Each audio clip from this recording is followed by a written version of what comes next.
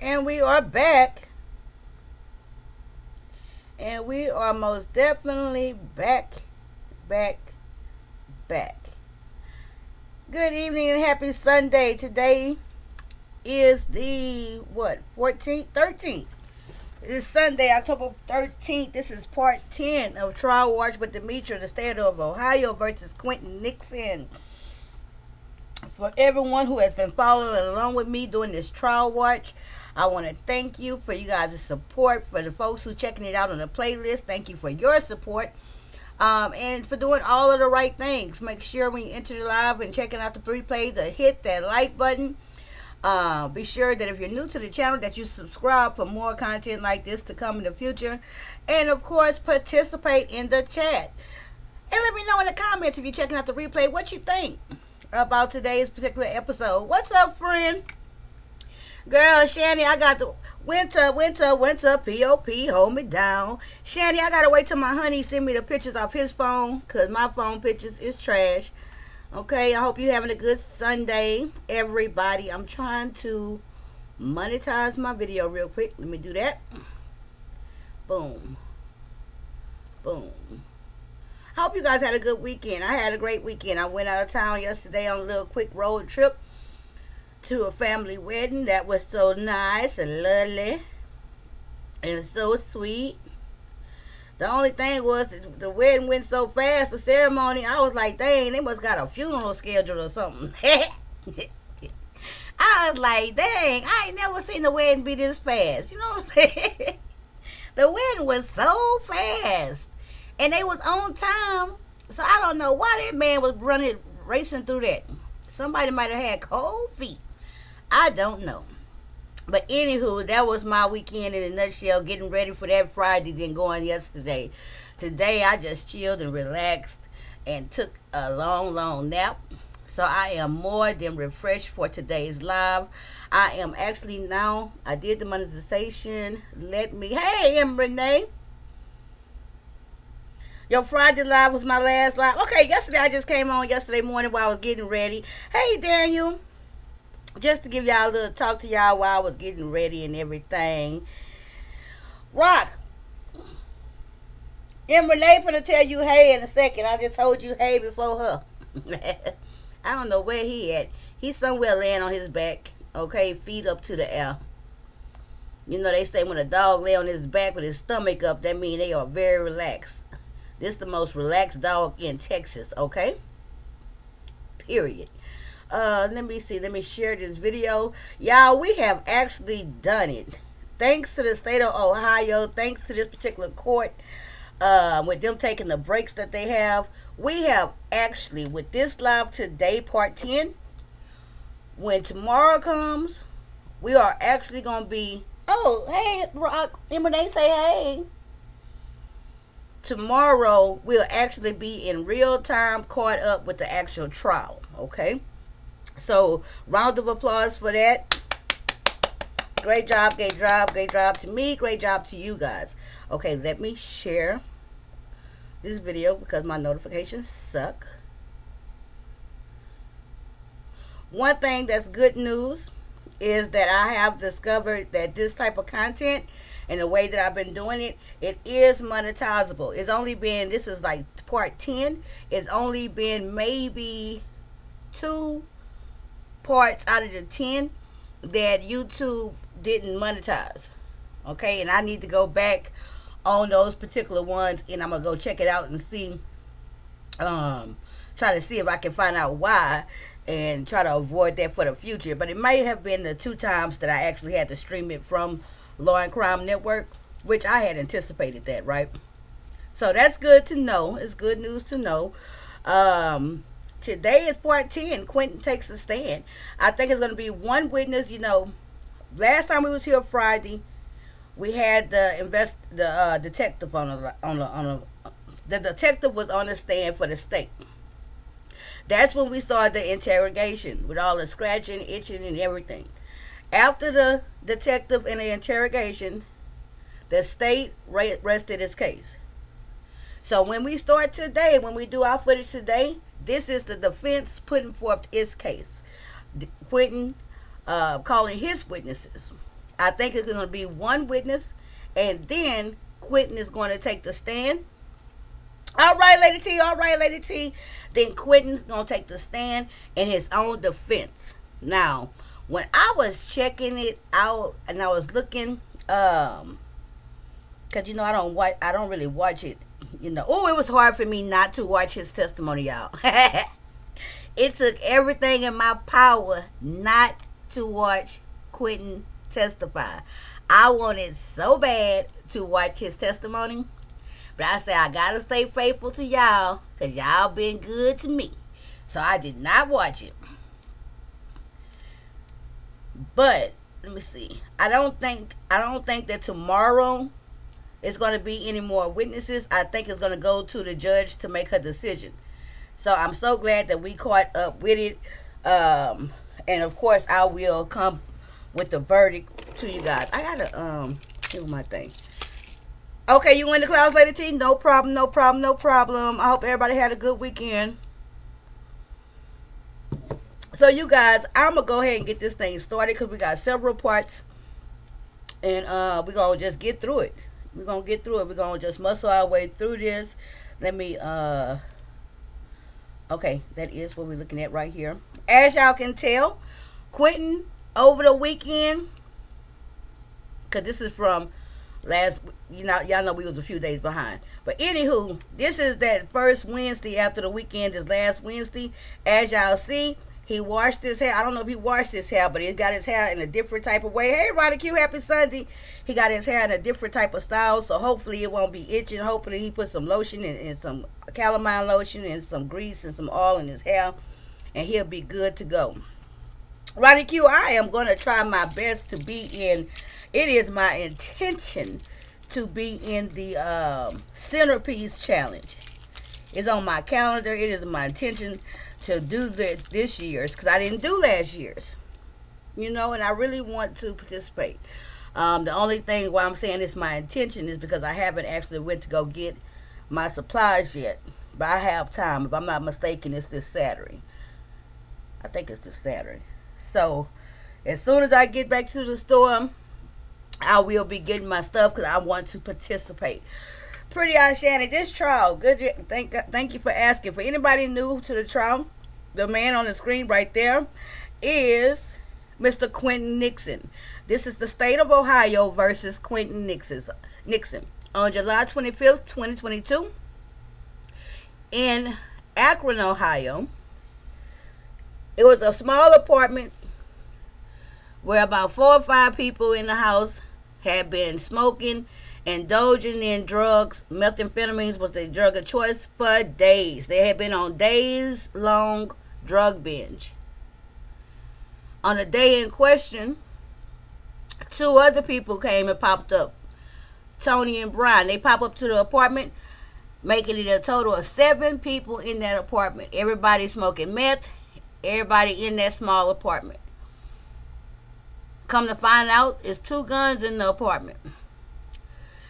I would like to say, inevitably, whenever you got drugs, guns, too many people, that makes for a bad recipe or a recipe for disaster. And that's exactly what happened. So the state of Ohio is alleging that this gentleman, Quinton Nixon, they're charging him with murder. They charged him with felony in possession of a firearm, but they dropped that.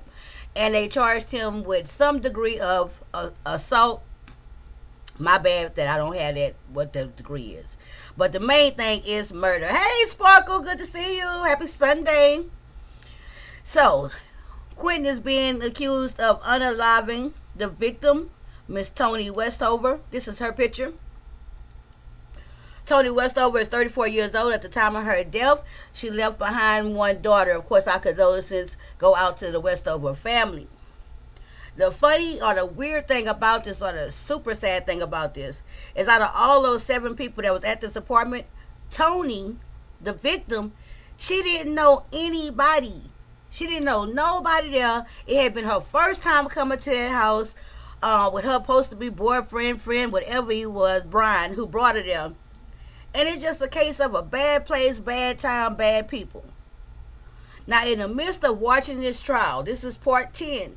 This trial has served to be very, very, very, very interesting, and that's because of all the people that is involved. Okay, we had the two people who actually lived in the house, Ron and Angel. Everybody in the house, there's only two people that lived at that house, Ron and Angel. Everybody else was guests, visits, but nobody seemed to know how to go home. Ashley had been there for 2 weeks. Quinton, the defendant, he had been there for a week. Adam, I call him Slim Shady, he had been there for 2 weeks. Brian had popped up a couple of times. This was the victim's first time coming. In the midst of this trial, it's been a lot of suspicion from me, especially towards any number of these people at any given time. It just something just don't sit right in my spirit about this. It was 7 people there, 2 guns. Nobody is so far. The state, as far as I'm concerned, has not proven that the defendant pulled the trigger. They did not find the weapons to compare the bullets by. They know they had 2 guns. The only person who has been charged with anything resulting from this death, this shooting that day, is the defendant, Quinton. I chose this trial because of 2 factors. I didn't even know it was going to have all what it had in it. I did not know that. But I picked this case because, number one, the defendant, Quinton Nixon, is defending himself, pro se, no attorney. He has taken his fate and his destiny into his own hands by defending himself. Number 2, the reason I picked this is because he also chose to not have a jury. He selected a bench trial, meaning that the only person who's going to decide guilt or innocence will be the judge. Those 2 things are highly irregular from what we normally see. And so I think I did a really good job picking a good case, because it has given Lit Lane in the Lit Lane jury box more than we could have ever bargained for. I have a playlist on my channel, Trial Watch with Demetra. So if you find yourself interested and want to see anything that you may have missed, definitely check out the playlist. Hey, Jill's Comfort Zone. I just finished the recap. Give me one moment, you guys. Let me take care of something real quick. Let me mute y'all. That's my alarm. Hold on.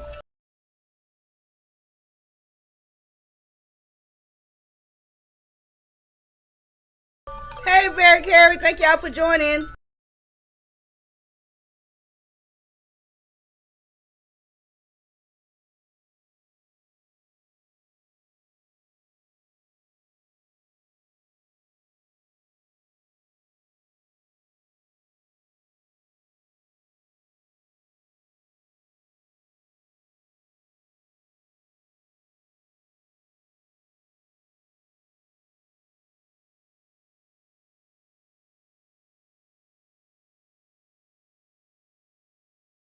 All right, I am back, and we are about to start. Everybody is here on time. I'm going to let other folks, it's a couple of people, I won't name them by name, but when they come in, I am not going to be telling them they late, okay? It's Sunday. So everybody got a tardiness, excused tardy, okay? Now, remind me, I said I ain't going to be hollering about, you're late. So let's get started. The state has rested, and in real time, this happened on this past Monday. So the defendant has had time over the weekend. Hey, Sunshine, you was almost late. Oops. See, I ain't supposed to say nobody late. Hey, Sunshine, you right on time, girl. So the defendant has had a couple of days to rest, think about his case, because it is his turn to present what he got. Let me get it up here. All right. Make sure it's at the beginning. Let me rewind it. Why is it not letting go? Okay. Boom. Let me see. Oh, Lord. Child, I always have issues when I first do it. And I test this everything. Why is it? Child. Baby. Okay, hold on real quick. Y'all know I test everything 1,000 times, and I always have some type of issue. You know what I'm saying? But that's alright. That's alright. That's alright. And I have got to find me some type of background music, break music. I have to find something appropriate. Let's see. Let's see. Defense part one. Let me just reopen it up. Barry Carey, had you been following along with this trial a little bit here now? Today we're gonna hear from the defendant. He about to get on the stand and tell his story full and completely.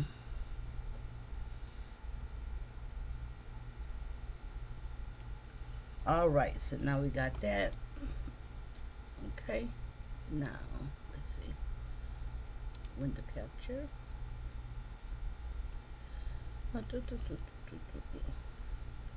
Media player. Boom. A little bit. Let's see. So why isn't pause?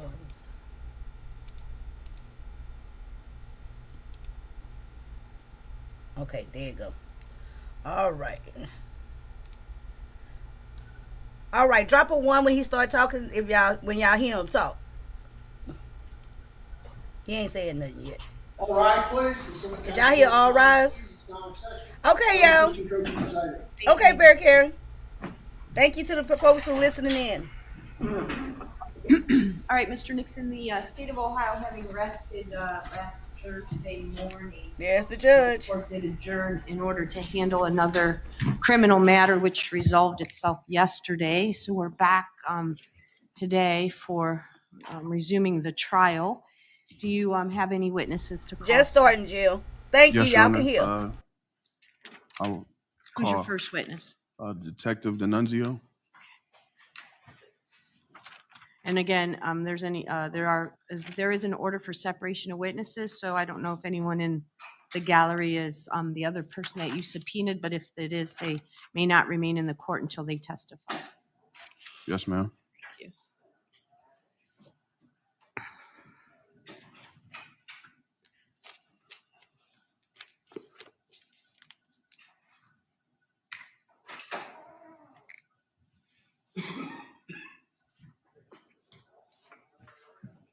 Do you solemnly swear or affirm to tell the truth, the whole truth, and nothing but the truth, so help you God? Go ahead, please. You may be seated. Keep your voice up. Make sure that microphone is, the light is blue, please. And then if you'll just keep your voice up, speak into the microphone.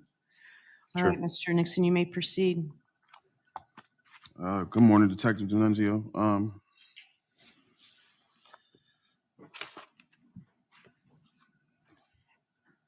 Going back to Let's have him spell his name for the record, please. My first name is Danny, last name is D'Annunzio. It's D''ANNUNZIO.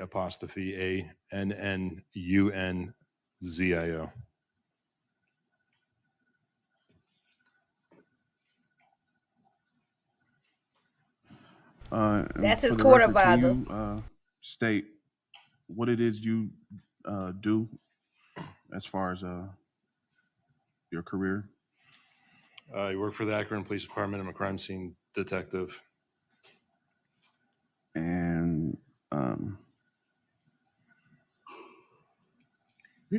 can you state for the record the credentials as far as how long it would take to become a crime scene detective? It's an ongoing department. I probably have close to 300 hours of just training through APATA. Okay, and can you state what your job description would entail? Our main focus is to supplement case detectives with collection of evidence, analyzing blood spatter, body decoms, just really assisting anything that the case detective needs. Okay, and taking you back to July 25th of Exactly, very curious. So I'm gonna go ahead and pause it right here because I don't know, but I think that this is the other CSI officer, because we heard from the older gentleman, right? That said he had 31 years experience, and the ones that took the picture, the one that Quinton hemmed up about that whether he can identify or not that sharp object, right? That was on the floor and around the room. If I'm not mistaken, I think this is going to be real interesting. I think this is the other CSI officer who Quinton was pretty much alluding to the fact that somebody moved that machete. I may be mistaken, but I may not be mistaken. Very curious say he looked nervous. Girl, all the cops is tired of this doggone trial and this and this defendant who has the audacity to be questioning them. Okay? They about sick of his ass. 2022. Let's continue. Thank y'all for joining. Were you one of the detectives that investigated the crime scene? Yes. Can you state for the record what type of crime scene it was? We received the call that it was a shooting and that a female was shot and being taken to the hospital. We weren't sure of her status at that point. Okay, and Candy Cane, you came right on What did time. you, First witness for the defense. what were your duties that night at He that just crime getting scene? started.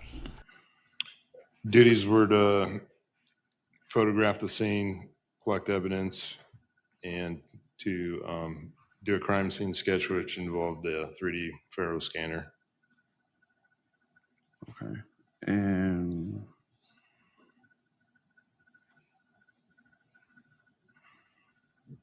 how many crime scenes would you say you've in your career have you investigated? Up until that point, Yes, sir. I've been a police officer for 12 years, so anybody can investigate a crime scene on patrol. We also do investigations, but I think at that point I've been in that crime scene unit for a couple months. So it's safe to say you are you take your job serious and you're professional at what you do, correct? Sure. And so I guess my question would be on crime scenes pertaining to evidence and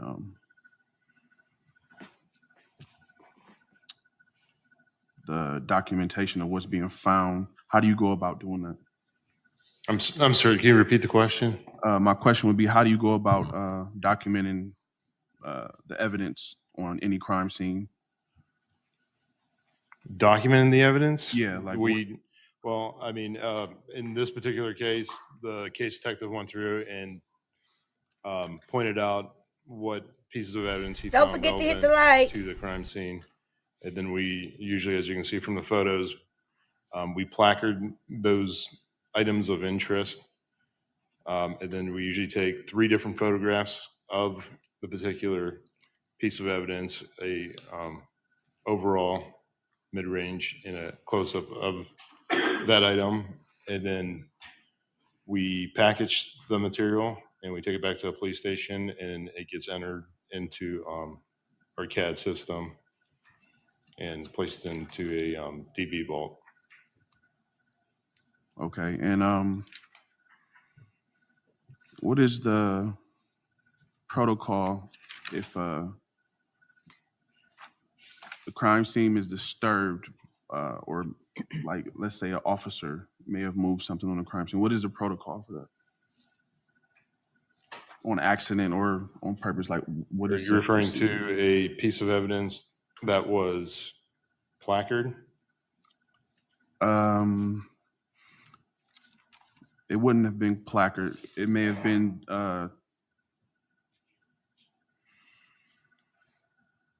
something on the scene that was looked over or not considered relevant evidence to the actual case, and if it was moved by you or either a person other than you investigating the scene, like what is a procedure? What is a protocol for? If it's not considered a piece of evidence, if we do notice that a piece of evidence has been disturbed, then it is documented. And going back to that night, had there been any documentation of anything being moved? Not to my knowledge.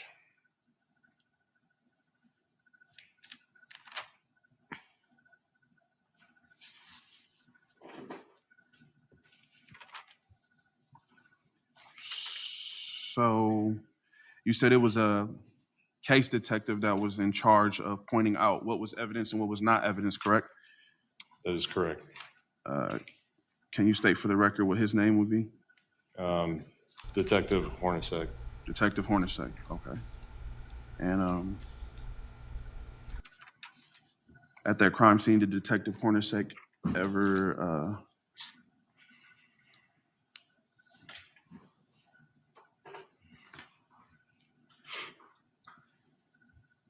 was there any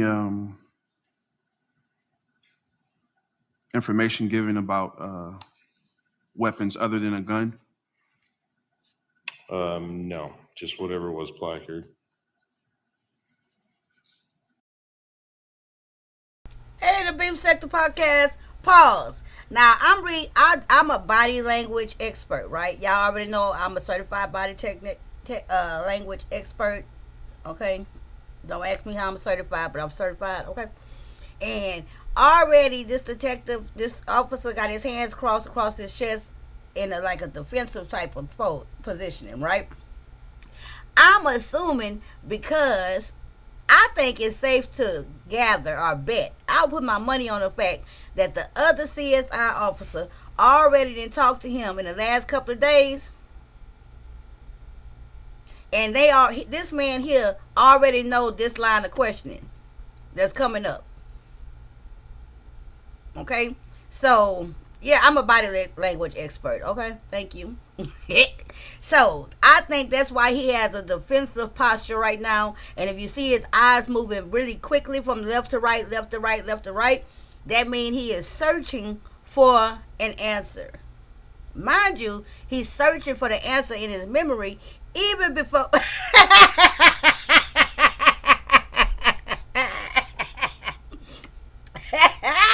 Went to say, Lord, Demetra, you starting early.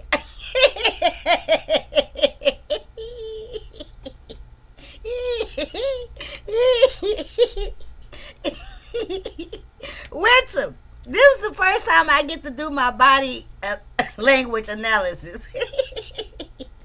Let's continue.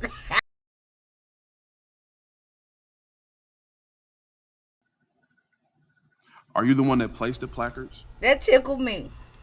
Myself and I believe Detective Frost were both on scene, and we were both placing placards down, if I remember correctly. Okay, and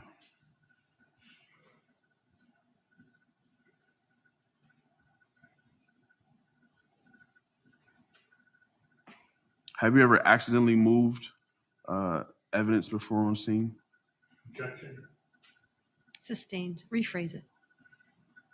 It's a very broad question. Hey, Kathy, glad you can join us. Happy Are Sunday. you familiar with It's the first that witness crime for the day. scene?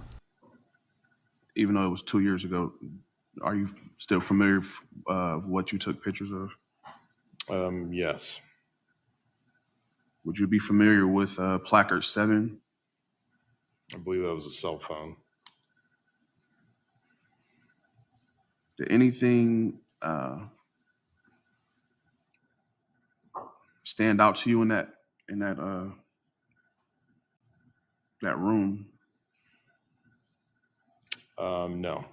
And particularly because that room wasn't of any value to us, we determined that that was the person whosever room it was cell phone, and that was our main objective. Usually, many times when we go to crime scene, we collect all cell phones that we believe that could be related to the suspect's phone. In that particular case, we were able to identify that that was not of any any value to us. So that room was pretty much, scratched from being evident. How in the Sam heck can they just pretty much determine that this room is of no importance when this is the room that 4 people ran through after the shooting to make their escape? 4 different people. Brian, Ashley, Adam, and Quinton. They all ran through this room to jump over that patio and make their escape. How in the Sam hell, he next, Jill.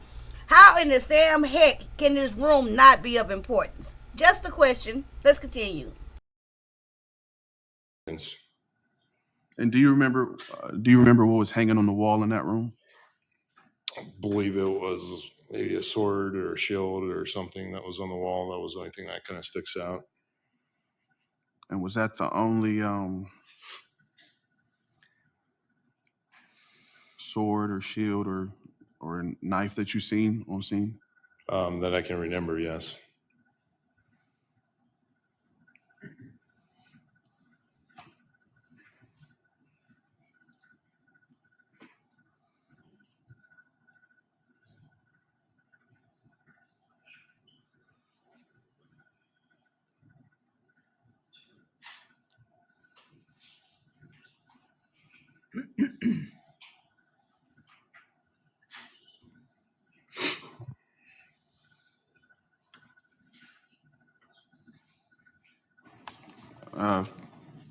I would like to show you. You got to turn it, you got to set it all up. Show the prosecutors first what you're going to show them. Just hand them across the table.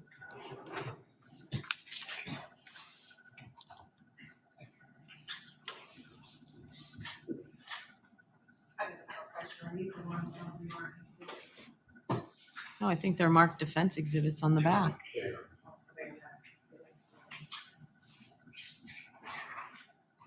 The power is on the projector. Just need to change the screen here.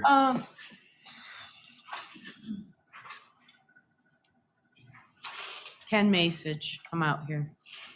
I think you have to turn is there an on button for the? Power is on. It's blue light. I think you got to lift it up at least, I think. And then flip the camera over. Okay.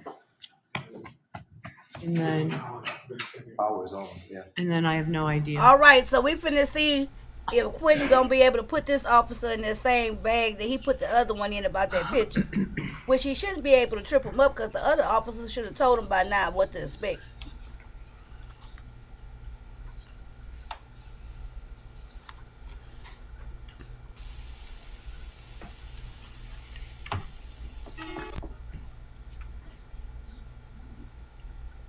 I'm gonna make the screen bigger. Your so we Honor, can see as the they're pictures. setting that up, is it possible I can hand them to the detective and let him? Yep. Detective Yeah, Denunzio? tell me what exhibits they are. Defense exhibits what? Exhibit E, D, and F, D, E, and F? and I. Okay, thank you. Detective Denunzio, could you take a look at these pictures and see if you recognize? Thank you, Deb.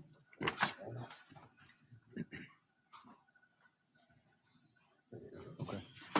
That's good. Yes, sir. Mm-hmm.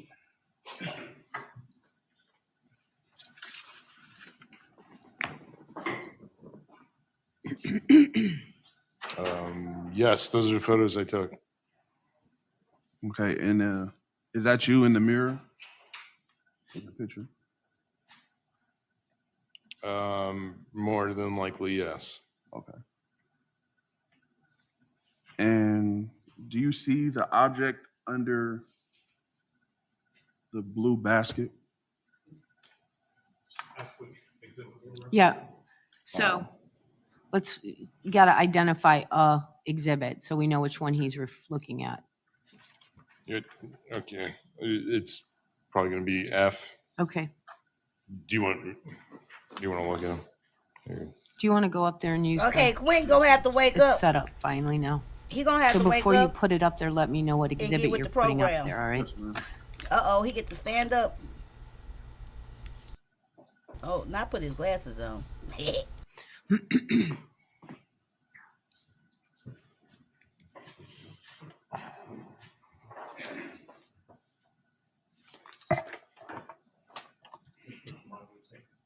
Yeah, the monitor's on a swing arm.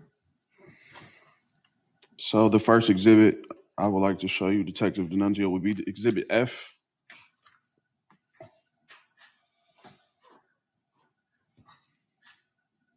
So, Mr. Villette, you might have to help with the auto, bright, whatever.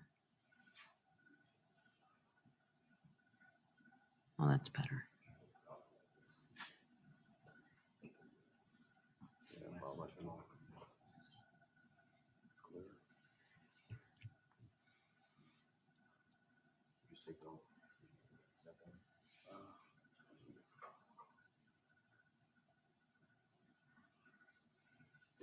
Yeah. Okay, Not Detective tested D'Annunzio, glasses. All right, pretty- here we go. far away, but Oh, would you hit clear on your screen, please? See it. Now, here in the Lit Lane jury box, we have absolutely debated about this object. And I think last Thursday, I think the overall consensus on the Lit Lane jury box was that this object, even though we can't specifically say and identify it as a machete, but it was identified by most of us as some type of sharp bladed tool, weapon, who knows, right? But he been really hyper focused on this, and this is where he got to drive home his point. So let's see what he do. I'm gonna be quiet, I promise, for about 2 minutes. The bottom of this. Oh, yes. Never mind. He Where's handled Silky it. Black Thanks. at? can you see the blue basket Yes. or closed hamper, whatever you want to call it? And there's an object under it. Can you see it? I guess it's laying on top of that. The blue basket is laying on top of that object. Can you see the object? There's a lot of stuff over there, but yes. Okay, I'm going to zoom in for you.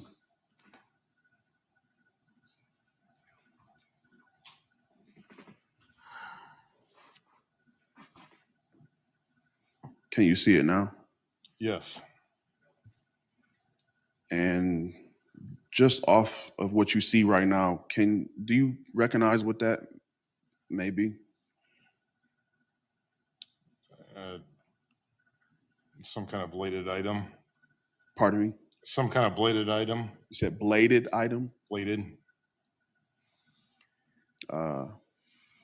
In your professional opinion,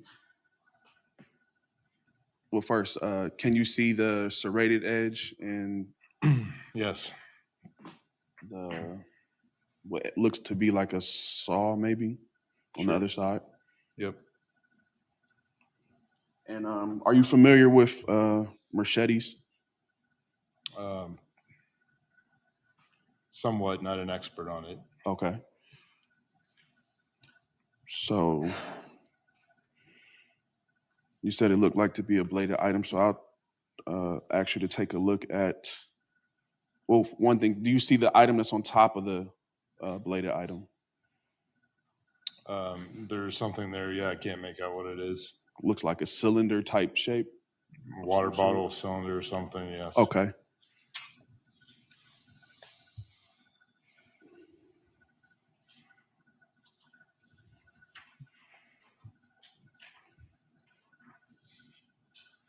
I asked you to take a look at Exhibit I for me.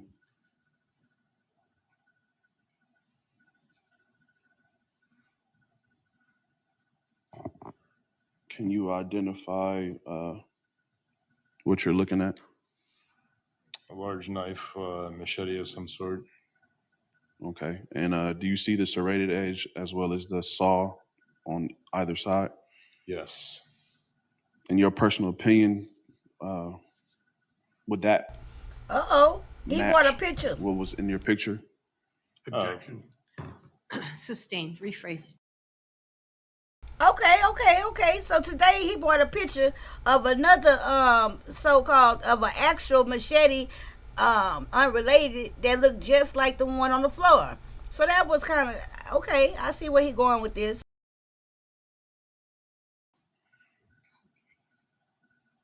In your personal opinion, does it look familiar or does it look similar to what was in your picture? Objection. Overruled. You may answer. Similar, yes. And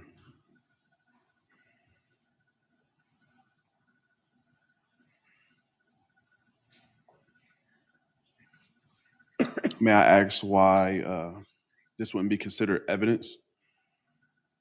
I'm sorry, you said why it could not be considered? Why evidence? wasn't it considered evidence? What are you referring to? That exhibit or what's in the photograph? Pardon me. I was referring to Exhibit F of the blade-like object under the basket.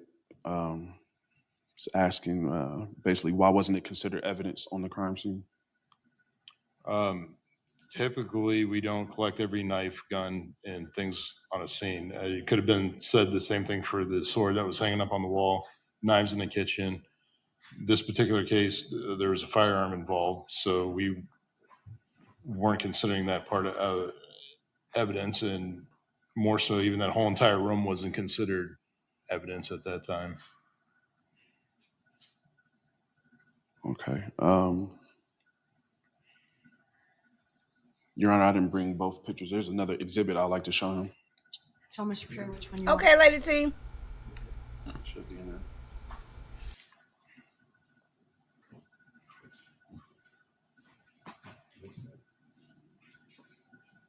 I cannot understand how they can say that that room was not of importance. Like, I'm going to say this again.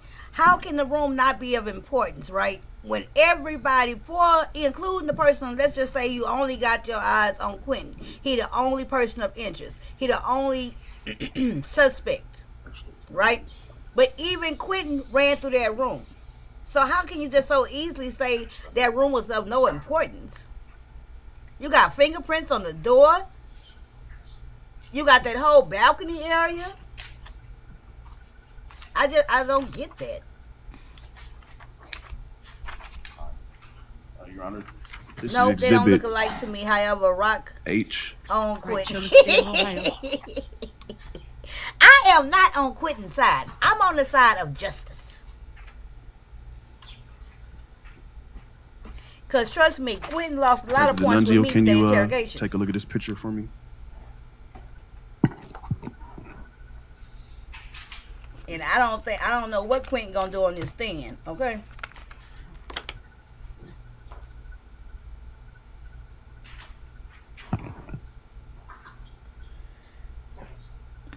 Quinton testifies next.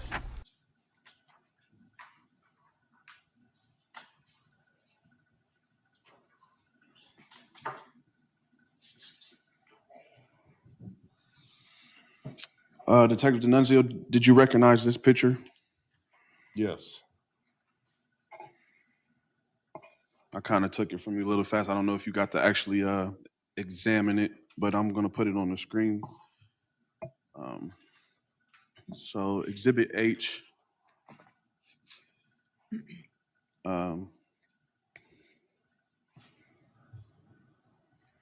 Is it safe to say that this is another angle of the same picture at the same around the same time Yes. of the same room? And in this picture, do you see that same blade that you identified in Exhibit F? Yes. And in this picture, are you able to see that object that was on top of the blade? Yes. And do you see the direction in which the object is laying on the Yes. blade? Was that a yes? Yes. Would you happen to know how that was moved? I do not.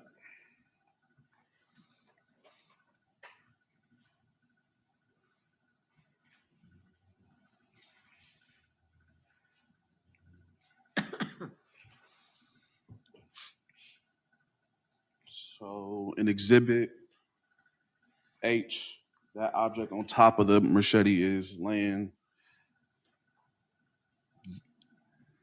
across it. Is that safe to say? Yes. Okay, and in Exhibit F,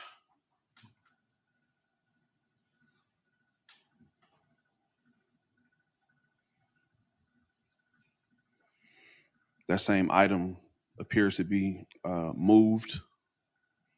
Yes. Do you know how that would have happened if you're the one in the picture? There's several contributing factors. One, I don't even know what the object is. So if it's an empty can or plastic bottle, the back sliding window door was open. If it's a lighter item, maybe wind could have disturbed it. If you also go back to Exhibit F, there's also cat food right next to it. Many times we'll store animals in rooms that are non-evidentiary. So that could have been a factor too of the cat going over there to get the food. Uh, it's a possibility that an officer could have been, even myself, bumped into it while taking photos.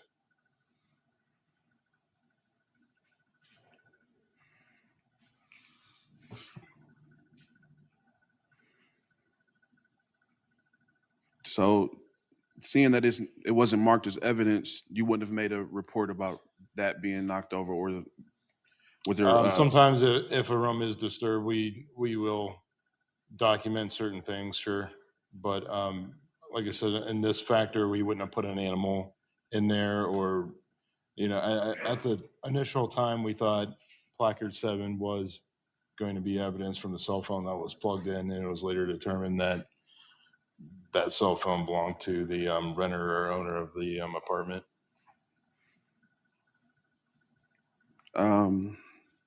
So it's safe to say that you didn't. It may have been moved by you or either another officer, and it wasn't investigated. Didn't look at it as it was. I mean, anything. like I mentioned earlier, if we noticed that something was disturbed, then we would document it. In this particular case, nobody was even looking at this because it wasn't considered part of the scene. And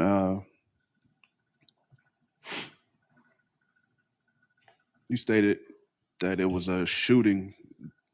That's what was told to you by the lead investigating detective, correct?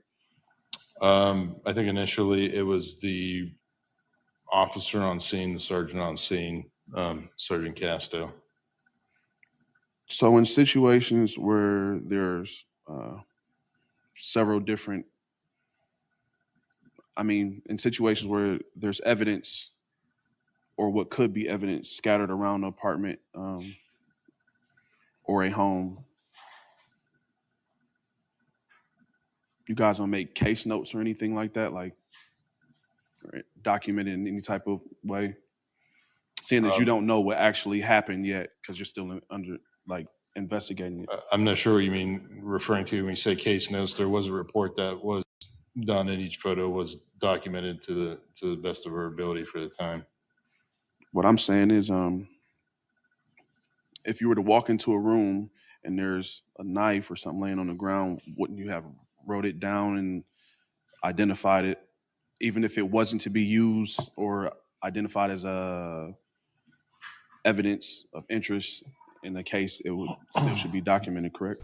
Hey, no, like I Twinny. mentioned, there's a sword on the wall. Happy as you can see Sunday. in one Thank of you the for joining photos, us. and there's This is the also first kitchen witness. knives to go through everything inside of a house and pick out things that After aren't this witness, relevant. Quinton It's testifies not himself. something we typically do. Like I said, this particular case, I believe the incident happened in the south side living room, so we documented the evidence there. Okay.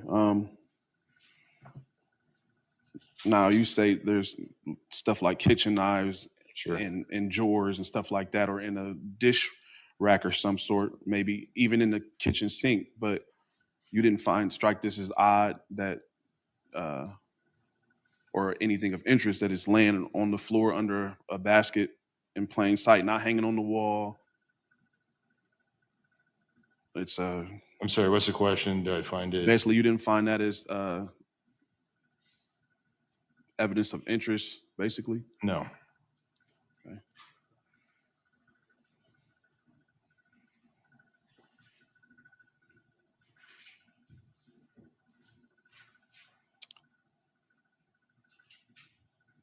So if you don't know what happened, regardless if your investigating officer tells you on scene, like, okay, it was a shooting, and you don't know what happened, wouldn't this still be along the lines of investigating? Not necessarily. Many times I don't want to know all the case facts when pertaining to certain cases, so that way I can kind of keep an unbiased opinion and process evidence according to not what I'm being told, but just without knowing what the full circumstances could be. And have you had any more? Have you gained any more knowledge into the case, this particular case? I have not. So you wouldn't know, like, if that was used or not. No. Was there blood found in this room? No.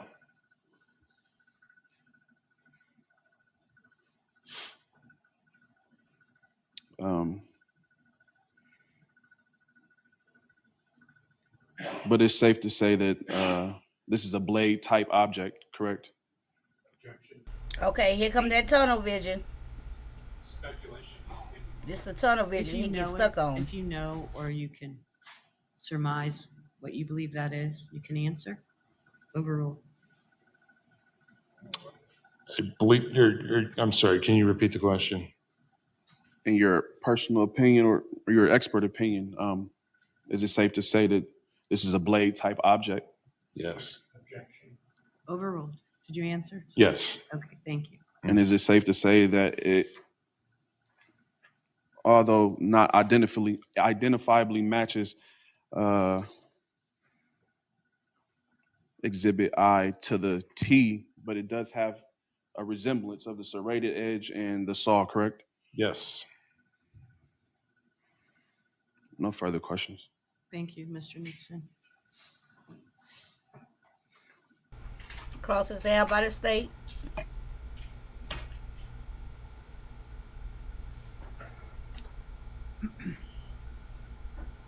Prosecutor Villette. Thank you, Your Honor.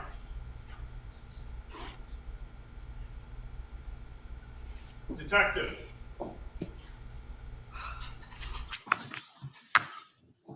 With this crime scene, you worked in conjunction with Detective Frost, Yes.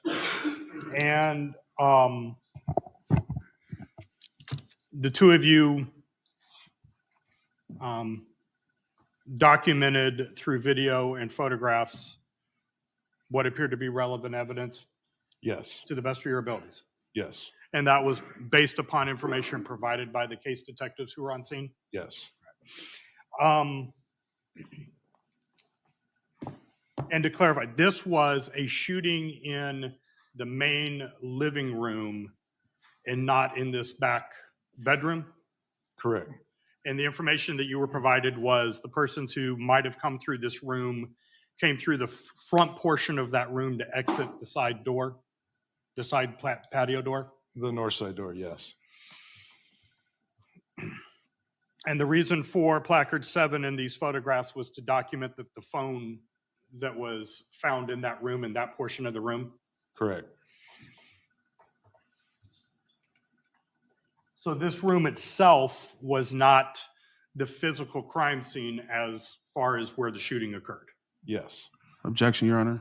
What's the basis? He's merely speculating. The detective does not know where the actual crime has happened. Seeing is that it was still under investigation at the time. Noted and overruled. I mean, it's based on what you were advised of when you arrived at the scene. Yes. Detective, is that correct? Yes. All right, overruled. You may answer. You mentioned there being a cat. Yes. Do you remember this cat? I do. And you mentioned that in doing your work, you would have to move the cat or lock it in different rooms. Yes. So this item that we saw moved, could it have been moved by the cat? Yes, especially since I noticed just from the photo that was brought in Exhibit F, I believe, that there was cat food right next to it. And then this bladed object that you were asked about. Yes. By the photo, it appeared that it was under a lot of other stuff. Yes. And based on the information you were provided, it did not appear relevant to the shooting itself. Right. Yes. And if it had appeared relevant to document whatever this object was, would you have had to have moved those other things to safely handle that object? Yes. And have just a moment, Your Honor.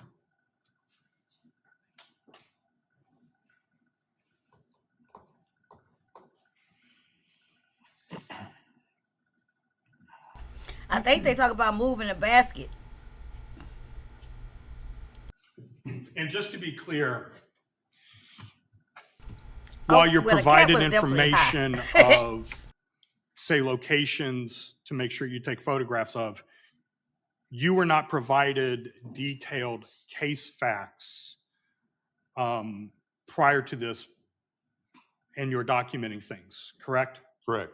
And that's so as to not influence how you photograph items Yes. and otherwise document their appearance? Yes. Nothing further, Your Honor. Any redirect, Mr. Nixon? Yes, Your Honor. You stated that it was a household cat. Child, here you go asking about the cat. Yes. Are you sure that it was a cat? What? Yes. Wait a minute, what? I believe when we got on scene, I was told that there was another animal inside the house, such as a dog, that was removed prior. No further questions. You may. Oh, no, Quinton, you Thank got to ask more about what it could have been. What you thought it was. I wonder what Quinton thought that cat was. We already know he was delusional, hallucinating. What in the hell did he think that cat was? He said, are you sure it was a cat? Your Honor, the subpoena for Lyndon Gales was Lyndon Gales? Lyndon Gales was for 1 o'clock. Okay. So we're not sure if he's here. That's the neighbor downstairs with the surveillance video. 5 to 11. Sure, thank you.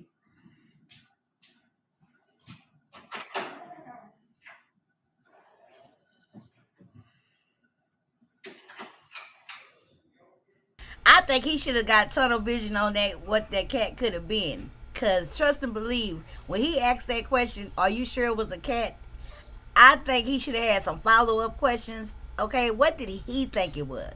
What could it possibly have been?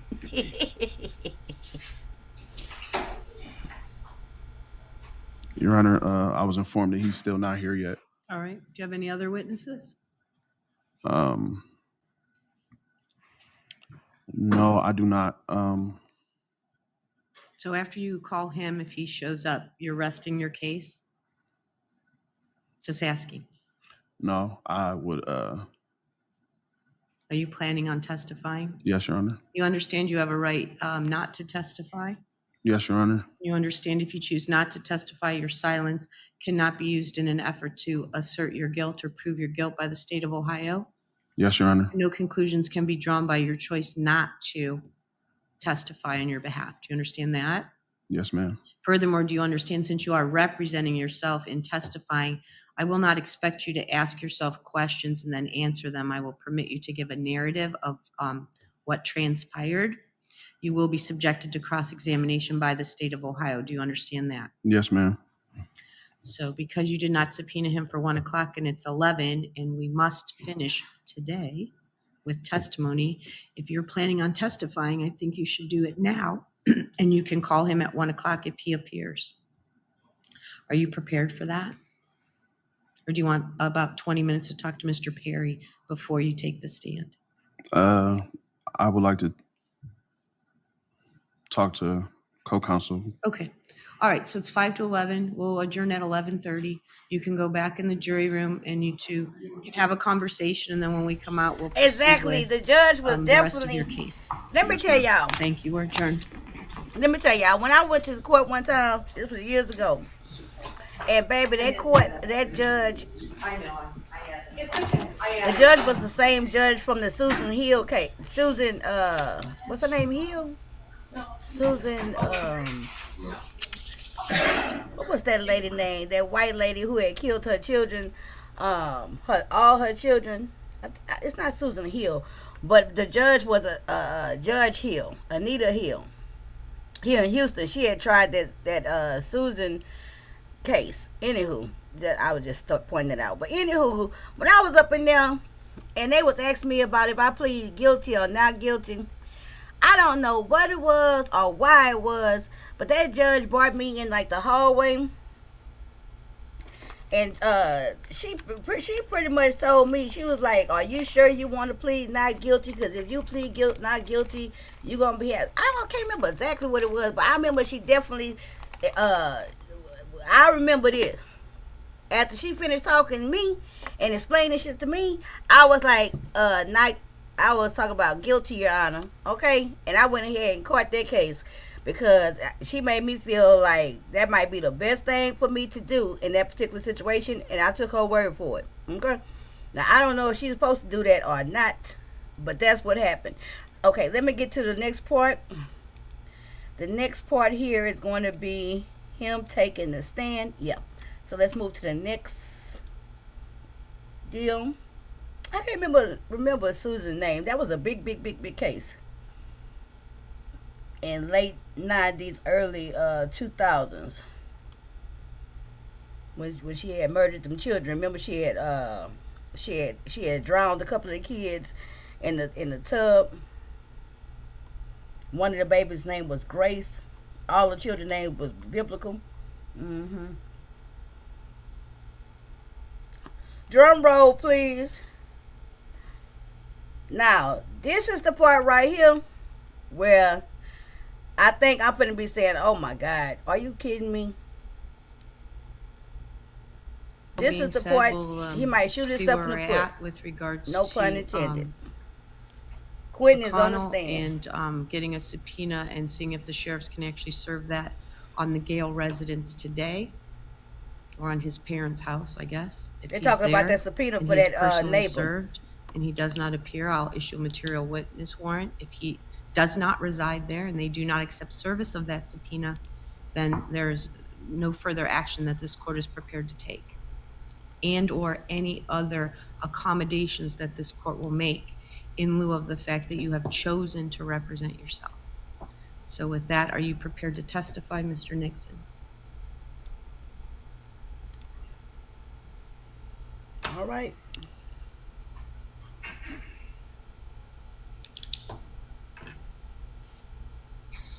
Think 3 times.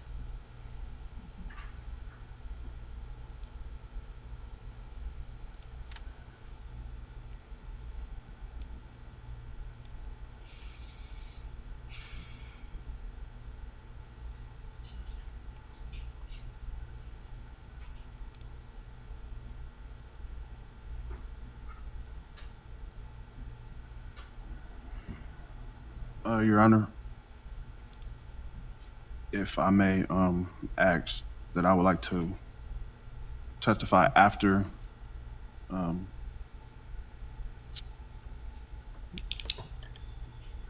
we get notice if the witnesses are coming or not.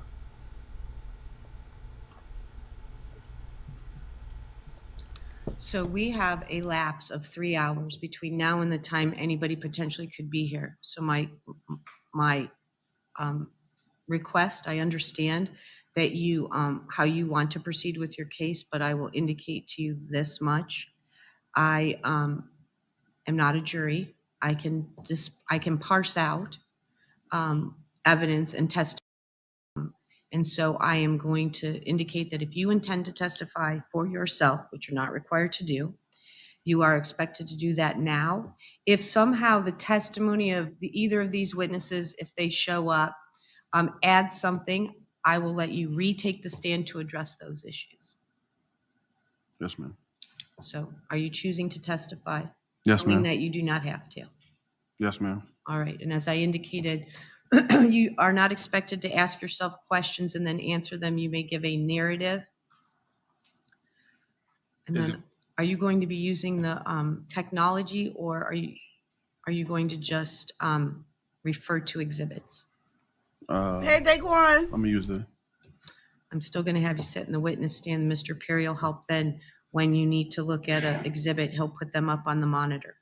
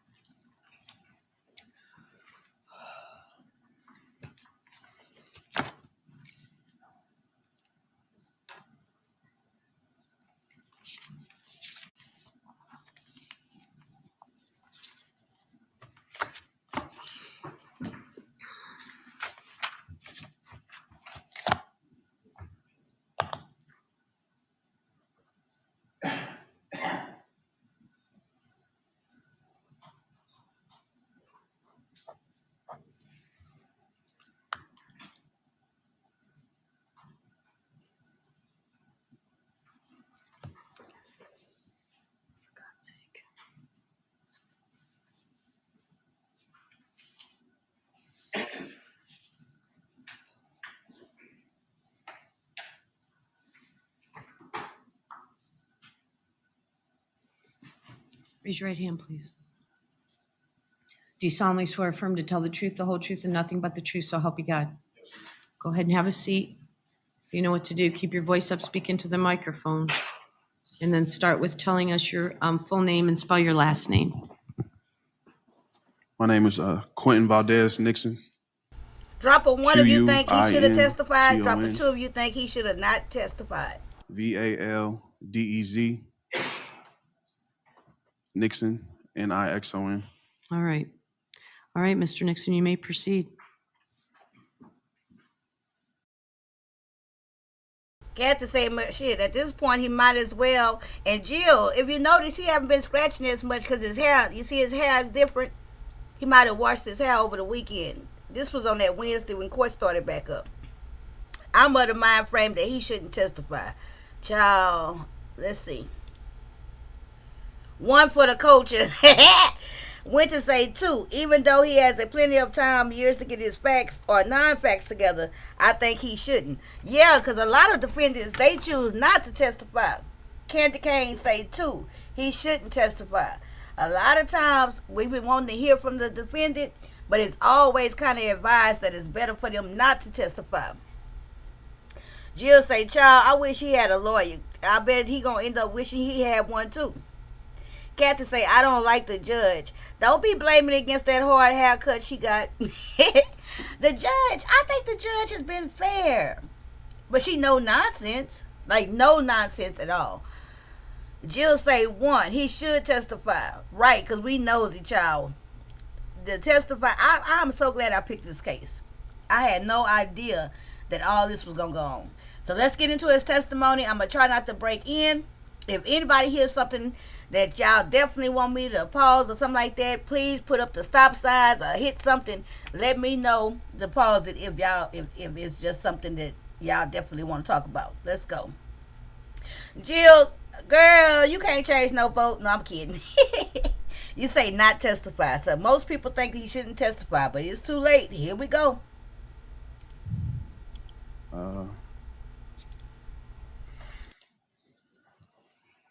Basically, today I'm testifying on my behalf as into the events that happened prior and at the time of the incident.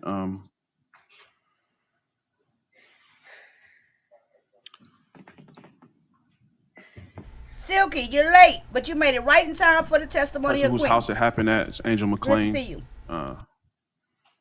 She had a roommate named Ron Crew. I've known Angel McClain for at least 3 years. She was dating an uncle of mine. I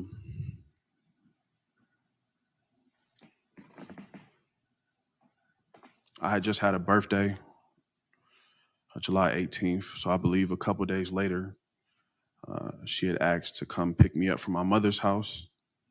She wanted to see me, as well as I agreed to help her find a stolen vehicle. I believe it was some vehicle that her ex-boyfriend had stolen, a white Nissan Maximum with tinted windows. She picked me up with a friend, seeing that she didn't have a vehicle. We went back to her house, and that's when I had met Adam Wright. I guess he was there.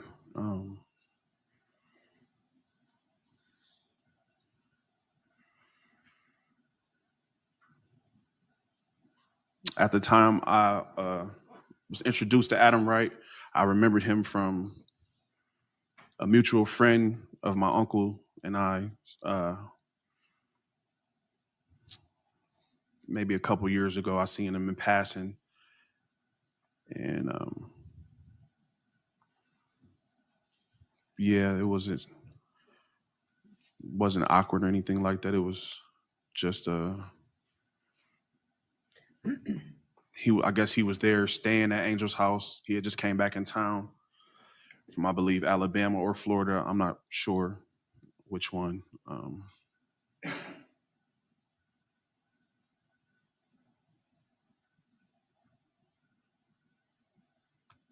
At the time, I didn't know that he was Angel's ex-boyfriend. She never told me that. At any time did she tell me that. I actually heard it from him. I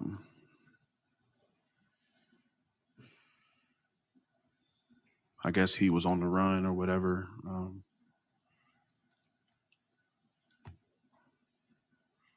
And he had just needed a place to stay. Angel said he was homeless or whatever. And in him staying there at that time, he I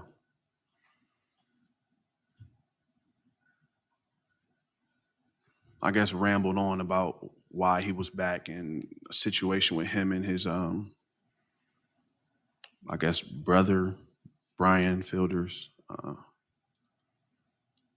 I heard of the people they run with in the streets or whatever, and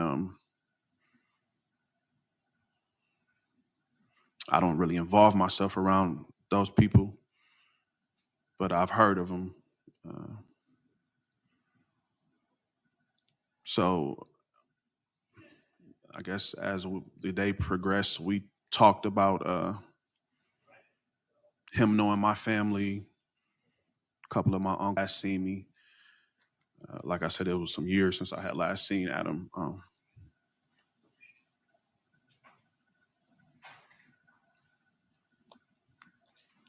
He seemed cool. He seemed down to earth. Wasn't any problems or whatever. At the time, me and Angel hadn't really spoke on us like being a thing. I think she testified that she called me her nephew. As the days progressed, that went out the window.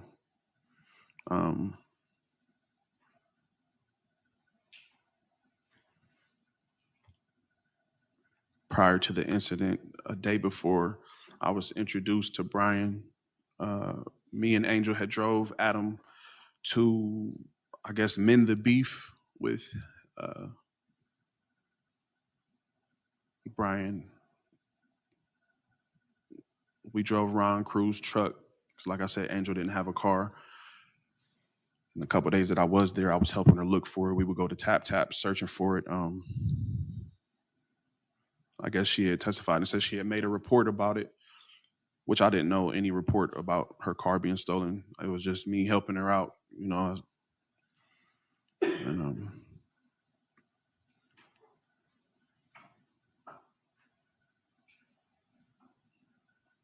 So Adam had asked us to take him to Brian's house. And at the time, I didn't know, never been there. I don't know Brian. I'm not really a friendly kind of guy, but people like me, if that makes any sense. So we drove him out there, and on the way there, Angel's like bugging out, saying they're gonna kill him. I don't think this is a good idea. And around this time, this is when Adam is telling me, like, yeah, it's my guy, but I stole his car, went to Alabama. Me and the girl fell out who we had the car, and the car got lost. And I guess a picture of Brian's kid was in the car. And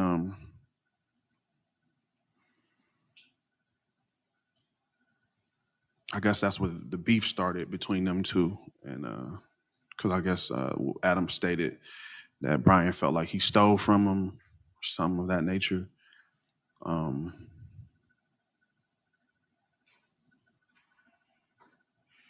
So on our way there, Angel's freaking out. Mind you, I didn't know that Angel knew Brian. I assumed that she did. She testified and said that she didn't know him. But it was kind of a shock to me and Adam that Angel did know of Brian or knew Brian. I guess the house was in Springfield. On the way there, he was telling me how, yeah, dude is crazy. He was stating that Brian was aggressive, known for doing. Objection, Your Honor. So, Mr. Nixon, you have to testify about what you know and not about what other people told you. Okay. Well, I was just laying out. I understand, but you referring back to what other people have testified to is appropriate for closing argument, but for your testimony, it's about your knowledge and what you did. Okay. At any point, will I be able to play evidence? Depends what the foundation is and if it's appropriate. So Okay. we'll rule on that when you get there. Yes, ma'am. Angel was tweaking out, I guess. Like, she's crying. Like, she's like, I don't want to take him. I'm like, I don't think we should then. Adam's like, I'm still going if y'all not going to take me or not. So I rode with Angel to protect her. And she drove him because I guess that was her ex-boyfriend. And so we get there, we pull up, Adam gets out. I look at Adam and I say, I don't think this is a good idea, bro. He said, y'all can just pull off.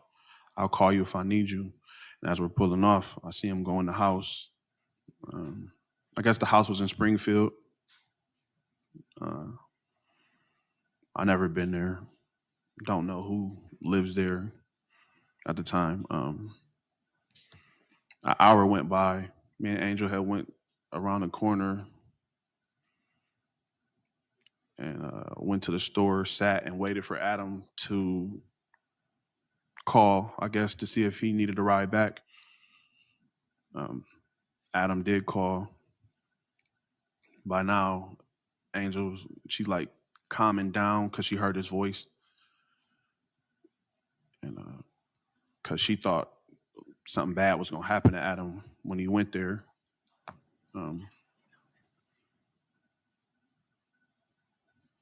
So Adam gets back in the car. I'm in the front seat. Angel's driving. And then we about to pull out. And then Brian gets in the car. He runs up to the car and he gets in. I guess I give Angel this look like, and she gives me a look like I don't she didn't object to it though. Like she was cool with it. Brian gets in. He's talking to Angel. He's saying, "What's up?" He's saying, he looks at me, asks me who I was. I told him who I was. And first thing he said was, "Oh, I see you got a lot of jewelry on." I'm like, I said something of the nature, "Yeah, I do my thing when I can." And somehow, some way, he's like, "I want to come back to the house and kick it with y'all." I don't know what for.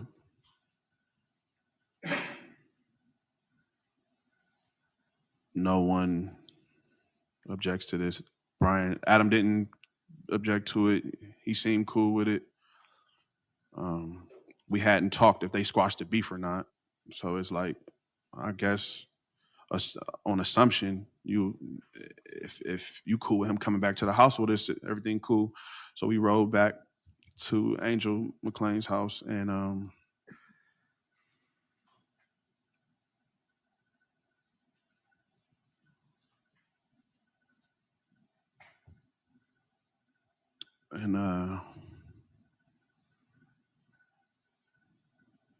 when we get in the house, can't remember who was there for real. I don't know if Ron and that girl Ashley was in the back, but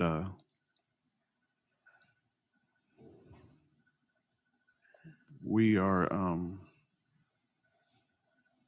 in the living room. Adam sits down. Angel's running back and forth doing something. And Brian's attention, like, it just locks on me, kind of. And I guess he's like trying to feel me out. And so we get I wouldn't say we were friendly, buddy, pow, pow. It was more so like, "Oh yeah, I do this. Oh yeah, I do that." And that's when he brought up that he rapped, or he had a music deal of some sort. He was showing me on his Facebook on my phone. He asked me for my phone, and I gave him my phone, and he pulled up his Facebook. And a mutual rapper that we both know, I guess he had a record deal, but he was telling me how he was always in trouble, and the label wanted him to stay out of trouble, this, that, and the third. And then it went into us freestyling, which is just rapping, turning on beats and just rapping, basically. And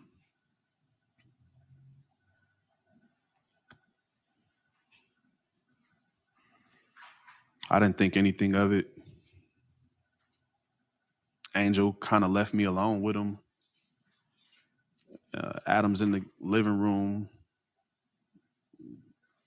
not paying attention to us, which was weird because you just said that this guy, you thought he was Angel thought he was going to kill you or whatever, and y'all had beef or whatever. So at this point, his attention is on me. And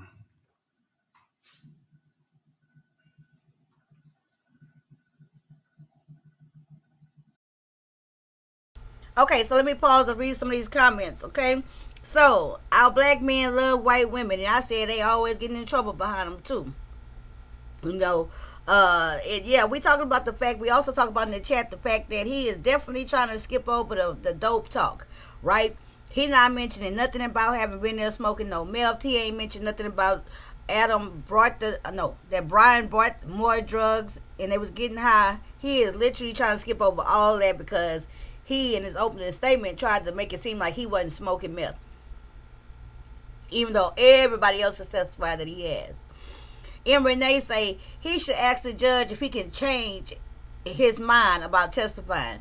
You know that song? She say, "I wonder if I can change my mind." That said, "I found love on a 280 street." No, on a lonely highway. Jill say, "Listen, we all know you guys was getting high. Just get to it." Yeah, it'd be a shame if all this broke out over a rap battle, right? Because they definitely leaving out parts. So it should be interesting right now because he finna get to the part about the secret. I'm pretty sure he finna get to talking about the innuendo of who a cop, who not a cop, spyware. You know, he leading us up to that point. So let's see what he say, y'all. And I noticed he ain't say nothing about that plastic, right? He say Angel was running back and forth doing something. Why he didn't testify to the fact that he had that plastic out there and he thought it was like Dexter plastic. But let's continue. Let's see what he say, y'all. He just getting started.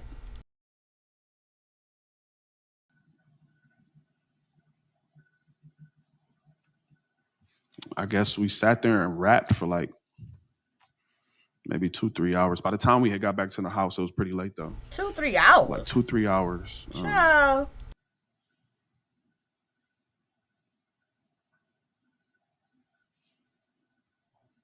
So before he left the house, he sent me a friend request. Thank you for the love on the Cash App. He's Thanks for like, the yeah, support. just check me out. Maybe we can get in the studio together. Da da da da da. And basically,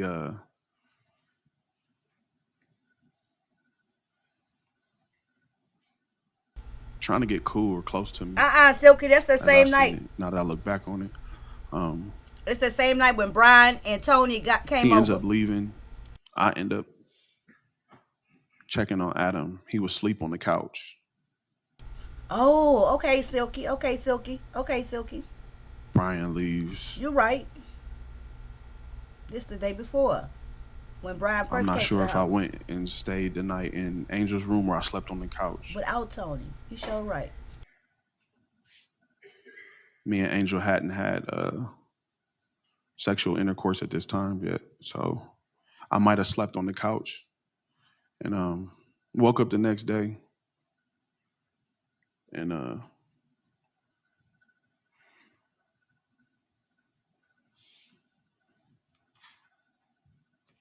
everything was cool. I guess Adam had some stuff. He had to do some errands, I guess, trying to get his money together to do God knows what. I don't know.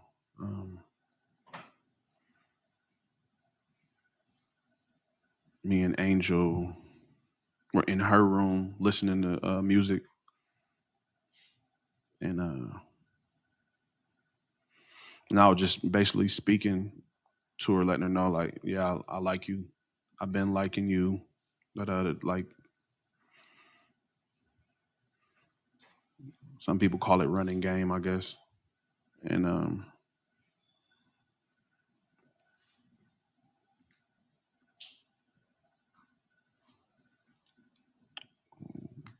we ate breakfast. She made breakfast, and then her daughter came over. Angel's daughter came over, Nevaeh, and I was in the room. I haven't seen Nevaeh since Angel was speaking with my uncle. So when Nevaeh seen me, the first thing she said was, "What are you doing here?" I'm like, "I'm here for your mom." She slapped me in the back of my head, like, "Why are you here?" And I didn't think anything of it. You know, me and her were close. We got the same birthday, July 18th, and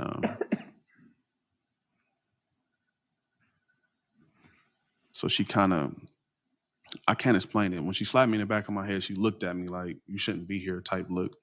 But she was happy to see me. And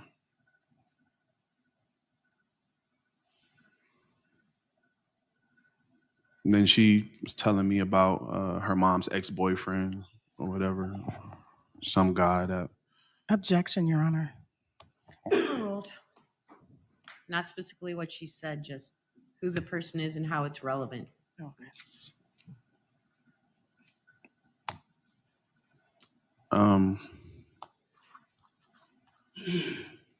I guess Angel has a background of getting around, basically what I'm getting at. And I knew that guy too. Once again, mind you, I didn't know that she was dealing with Adam on an intimate level.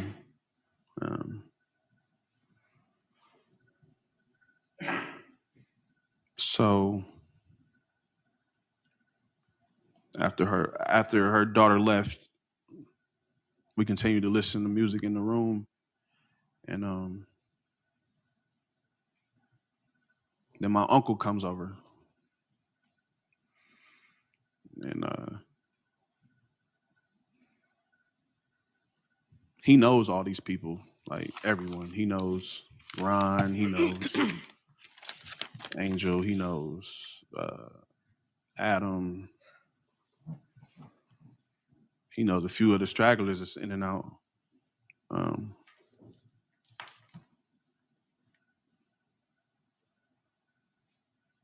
So last time I seen him, he was living with me, but I guess you could say I was happy to see him.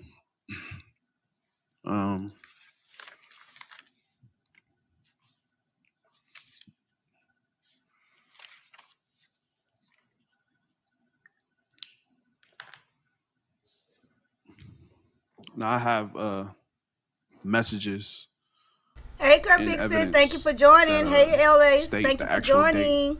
from when she came and got me On the stand is the to leading defendant up to the testifying for incident, July itself. 25th. Like instant messages on your phone? Yes.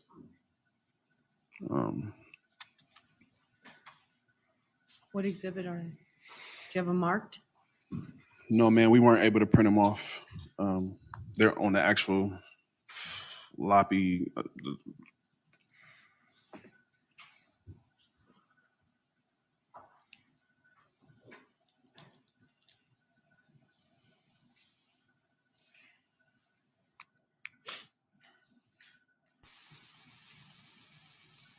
Sunshine, you typed that before I could type it. Everybody was naming their kids Neville. Y'all know how long it took me to find out that was heaven backwards? I did not know that.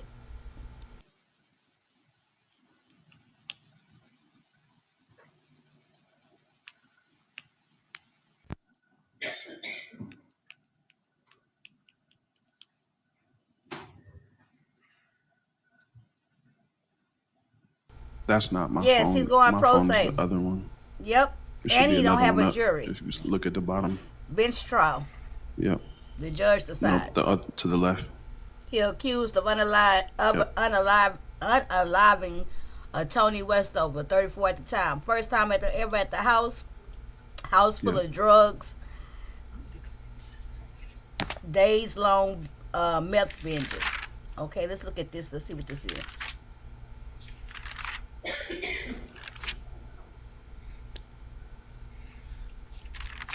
Uh-oh, let me move this picture. That's the victim, Tony Westover, who lost her life. Let me move that picture.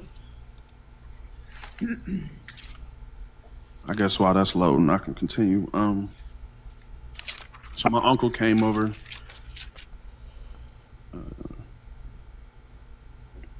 We weren't on bad terms. I just wasn't agreeing with I wasn't agreeing with how he was living at the time. And I had previously tried to help him out. He stayed with me or whatever. And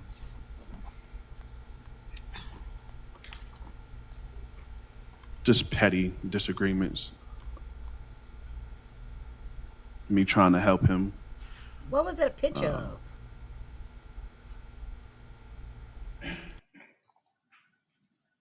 So when he gets there, I didn't know at the time how he arrived. So we stepped out, and I was speaking to him about his brother and how me and his brother was on bad terms at the time about some money. And I recognized the vehicle that he was in, and the vehicle that he was in was a mutual family member's. And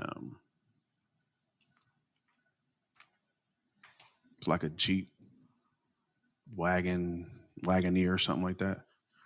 And I recognized who it was, and he didn't have any money. I had a few dollars on me. He was like, I need to return this vehicle to such and such. And I'm like, well, take it back. He was like, well, that's the thing. She let me use it, but I didn't come back when I was supposed to. So I need you to call her and tell her that you're gonna return it. And I'm like, no, I'm not about to involve myself in that. She let you borrow her vehicle, you take it back. So my uncle was like, well, I don't have any money. So he asked me for a couple dollars Another to get dope gas, fiend rental.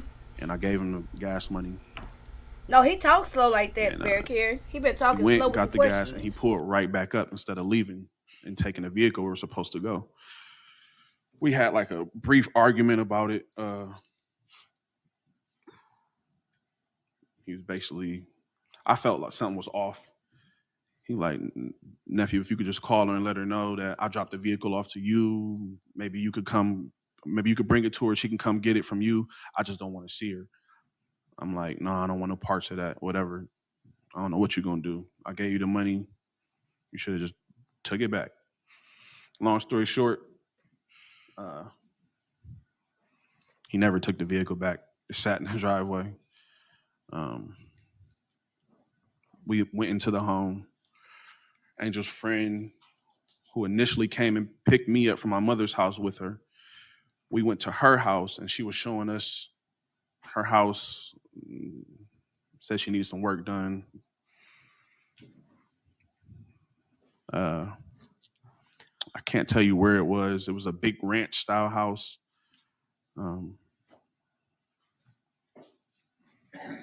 I told her I'm good with carpentry or whatnot, and just basically randomly appraising the little work that she needed done. So we ended up leaving her home. What does this back have to to do Angel's with house. anything? He might be trying to buy time, but Around hell. that time, it was an agreement that me, Adam, Angel, and my uncle and her friend were gonna have dinner that night all together. So Angel cooked, and I really just spent most of that time talking to my uncle, trying to figure out what he had going on, and I don't really know what he had going on. He was kind of everywhere with his thoughts.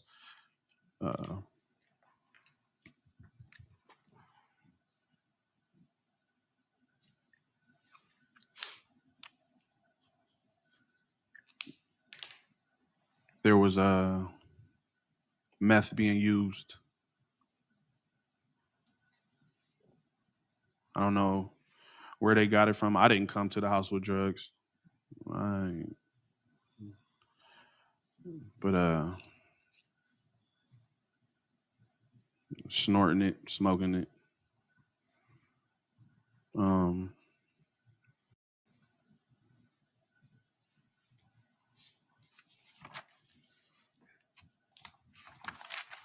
There was no alcohol.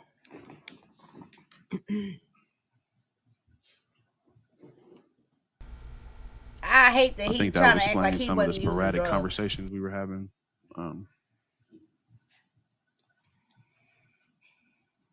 So moving forward, Good a few point, other Sunshine. people had came over, and the conversation about a vehicle that I own had came up, and the only person that knew that I own this vehicle, this was right before dinner. The only person that knew that I owned this vehicle was my uncle. I bought the vehicle from his brother, and I still owe his brother a couple dollars on it. I say like $1,000, and it was an '85 Camaro.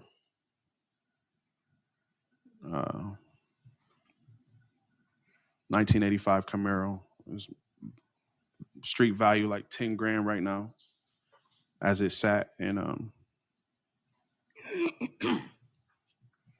one of either Angel's friends or Ron's friends or one of their friends, he had a Camaro outside as well, but it was a newer model, T-top. And Ciao. the conversation came up about my car,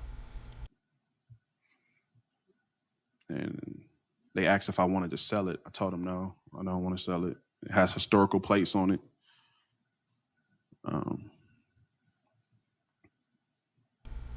Jill, maybe he trying. I'm going with you. Maybe he trying to paint the picture of everybody's character and set the scene. Okay. Somewhere in this conversation, Maybe he's setting the the scene. guy asked me if I think his name was Ed, I believe. He done added 3 new people. If I'm not mistaken, he was the guy that had the Camaro. And He asked me if I stragglers. wanted to trade my car for his car. I said no. Then him and my uncle went into the kitchen and spoke privately about something. I went to the bathroom to use the bathroom. They didn't have any toilet paper, Child. so I was stuck in the bathroom. Child. But so I'm screaming to Lord have mercy. anybody that's out there, like, I need some toilet paper. They took forever, it seemed like. But as I'm waiting, I just hear it's real quiet out there. Like, it's real quiet out in the living room and in the kitchen where they were talking. Now, I know that Angel's in the kitchen and she's cooking, but it's weirdly, eerily quiet out there. Long story short, they finally come with the toilet paper, come out the bathroom, and after washing my hands, and You ain't washed there's your another hands. person there. It's a female, some young female, I guess, that lived in the area. And her and Angel called each other sister or something like that, of that nature. And so basically, there was just a house full of people. I guess they had traffic in and out. I don't know. I didn't live there, so I can't control people's traffic coming in and out their home. But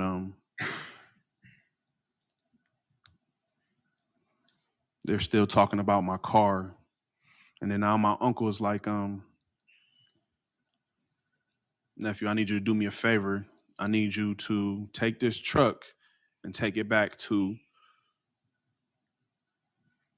or no, I need you to take this truck and ride with the guy who had the Camaro. My uncle ended up leaving in the guy's Camaro, and I don't know what transpired. I don't know if, I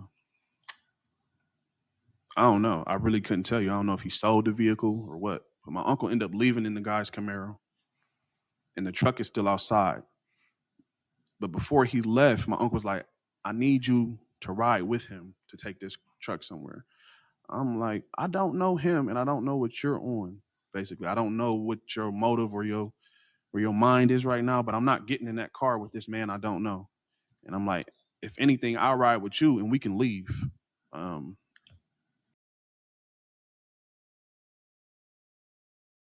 Let's get to the next part. So y'all like my joke? I hope he ain't landing on them skid marks. Drum roll. What's that thing? That's not a drum roll, but a I can't think of what it's called. Okay, so that was 2. Baby, he gave a lot of information about that toilet paper that we was not ready for, that we did not need.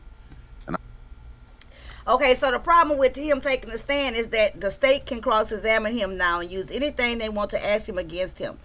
And he has to be honest when answering, or he perjures himself. Right, and with one thing for certain, that is he been trying to perjure everybody that's been on the stand. LA say, oh, and I see a lot of people getting frustrated with him with the toilet paper story. Very curious, so he may land on something else, right? Plymouth Rock. He should have used his right to remain silent and gotten a pro at this game, a lawyer. Yeah, but he should have exercised his right when they picked him up. Long story short, he was high, paranoid, and had murder on his mind. Well, yeah, I think the murder on his mind, I don't think he was thinking about murdering that lady on purpose, but I think in the midst of him being high and paranoid, he started thinking people was out to get him. Yeah, he probably better just answering questions. Right, but he can't ask himself questions. Now we know all the details. Okay, and while he up in that bathroom, paranoid, waiting for some toilet paper, he say it was eerily quiet, So he up in there paranoid, mad because ain't nobody bringing him no toilet paper. His butt starting, well, let me not go into too much information. Let's continue. This is the defendant, Quinton Nixon, in the fight for his life. He is testifying on his own behalf in this case, State of Ohio versus Quinton Nixon. This is Trial Watch with Demetra. Thank y'all for hitting the like and participating. Let's continue. I said it just like that. And Brian was like, no, hold up. Never know, bro. You might be the police. Hold on. I don't know what y'all got going on. And I said it just like that. Okay. And Brian was like, no, hold up. Never know, bro. You might be the police. Like, now you tripping. Where I'm from, you don't call people the police unless you got paperwork or, you know what I'm saying? You just don't do that. So now I'm like, yeah, I'm not the police, but you tripping. I'm gonna need you to give me the phone. And then Angel's right here. He's sitting right here. I looked to Angel and I said, Angel, tell him I'm not the police. She laughed. She did a little, like a smirk or some type of laugh or something like, And I look at her like, are you tripping? You need to tell him I'm not the police and get my phone back. These your people. She like, this when she looked at me and said, well, there ain't really nothing I can do now. He here. Who is he? That's what I said. Who is he? Like, what do you mean by that? So when I say that and Angel says what she says to me, that was like me saying help. Like, can you clarify with him that I'm not no form of police? And she didn't. Like I said, she said, there's nothing I can do. He here now. And I just didn't understand the comment, the statement she made. And she got up. Angel got up and walked in her room. And Ron came out of his room and they went in there into Angel's room. And it got eerily quiet again.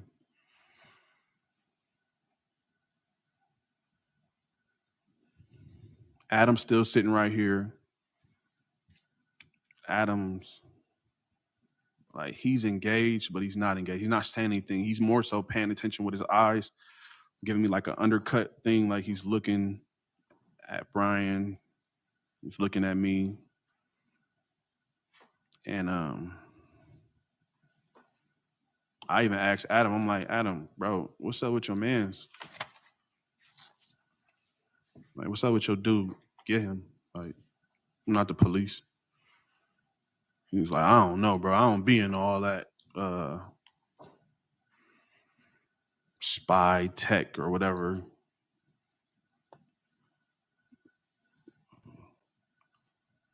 So now at this point, I don't feel like I'm tripping. Like I feel like, okay,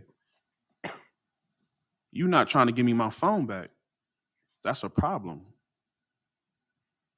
You just came in the home, left your girl outside, came up here for an hour straight. Now, I didn't know his girl was outside. But you just came up here for an hour straight talking about a spy app. And you insinuating that people were the police. That threw me for a loop. I was kind of threw off about that. Like, Hey, Sassy. all right.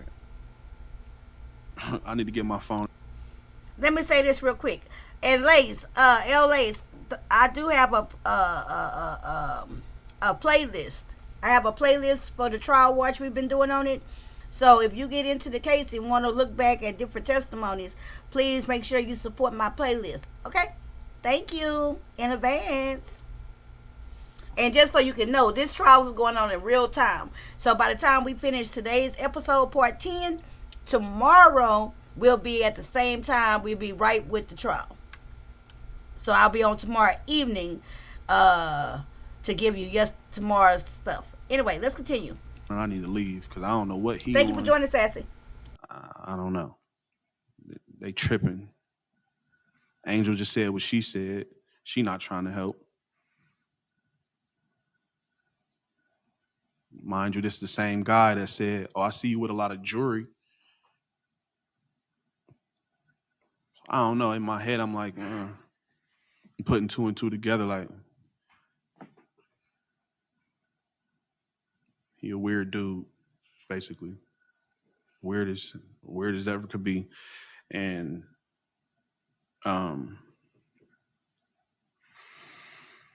Angel goes into her room, Ron goes into her room, they close the door.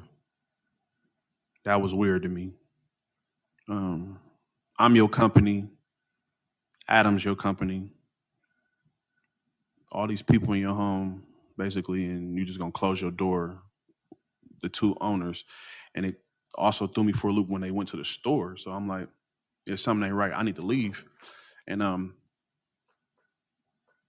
I kind of stand up, and I had the boat magnet in my hand.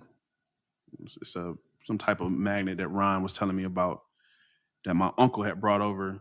And when you twist it, it's supposed to, like, you put it on a electronic, it sends off like a magnetic EMP and it fries a device or whatever. So I'm like, yeah, y'all crazy. And I was just joking, basically. I'm like, and with this magnet, I said something of the nature, I don't care what the hell y'all is, who recording in here or who the police. If I keep twisting this, it ain't gonna work anyway. So I was just joking. And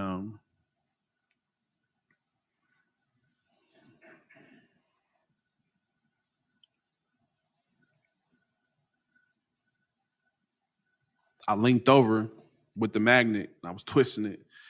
And then I set it on the table. I'm like, yeah, bro, but you can give my phone back. And he was like, no, I'm not giving you your phone back. And so it's like more than once he done told me he not giving me my phone back. And I don't know if he gave my phone to Tony to hold or if he tucked it in the couch by her. It looked like he gave it to her. So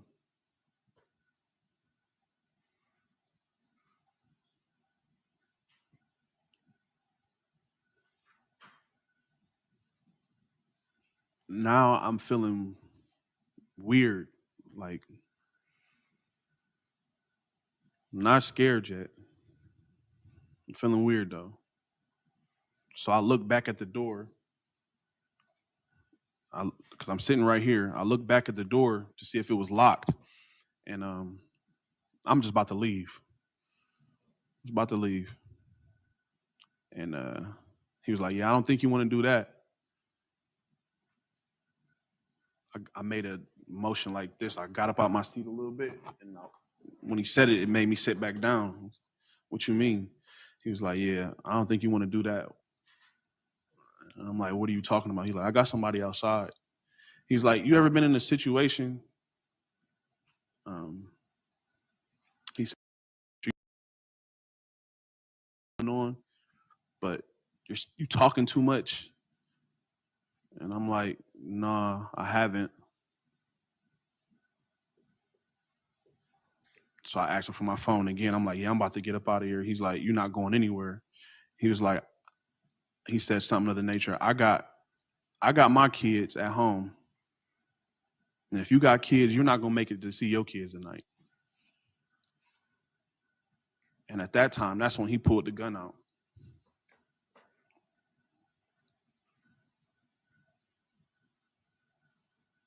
Adam gets up and walks this way. He didn't walk past me. He took the long way. And as he's walking, he's telling me, he's like, I told you so. I told you. You should have just left. He said that? Yes, ma'am. And then when he gets about right here, he's holding the gun like this. He was like, you should have just left. You should have just left. So now I'm scared. Now I'm in fear for my life. Why did he just switch on me? Why did he just pull his gun on me?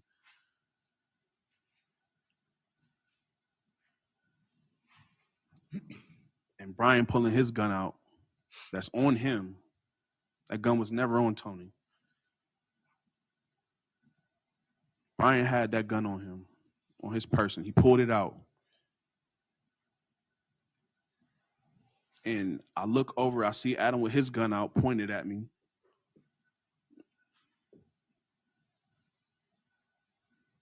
And Brian got his gun out, and he's putting it on the table. And that's when he says again, he said, you don't know what's going on. You never been in a situation where you just don't know what's going on. And I want to move, but I'm stuck. I want to run, but I'm a deer in the headlights. I'm like, I got this guy right here to the left of me with a gun on me, and this guy right here with a gun on me. Tony's sitting there, quiet. She's still on her phone. She hasn't even taken it down. It's like she's just doing this and looking around. And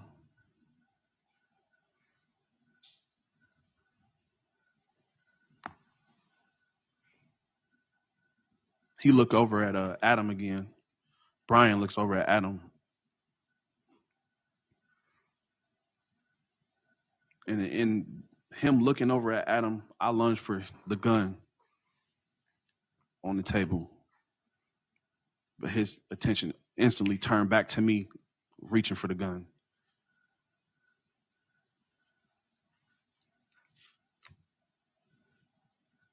And that's when the brawl over the gun, and we fighting over this gun.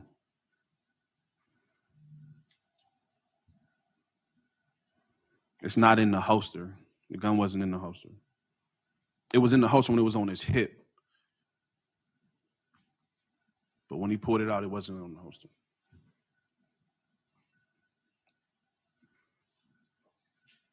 So at the same time, we reaching for this gun together, basically.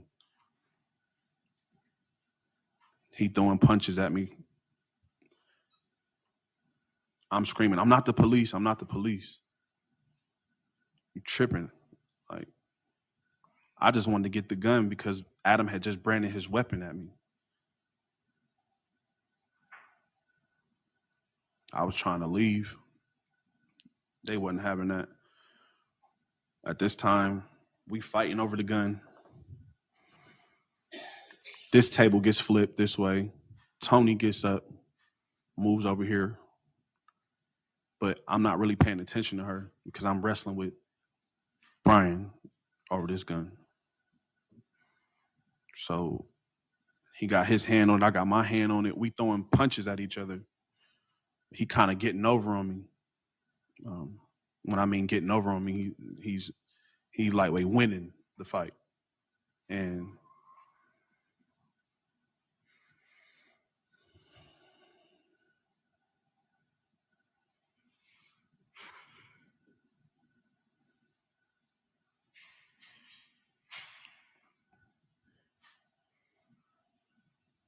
us fighting over this gun, I don't know how he got me to the ground. But this is when he bit me in my face. Sometimes I tried to roll out of his hold. He had me in like some type of chokehold. I don't know. He bit me in my face, and he's like edging the gun to my head. And I never once, I don't know, it's when you in situations like that, time slows down for real.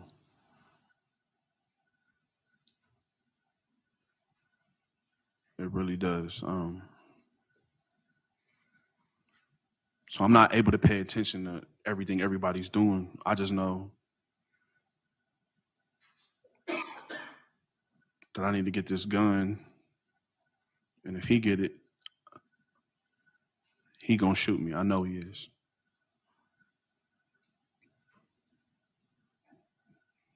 I'm still screaming, I'm not the police. I'm screaming, I don't want to die. And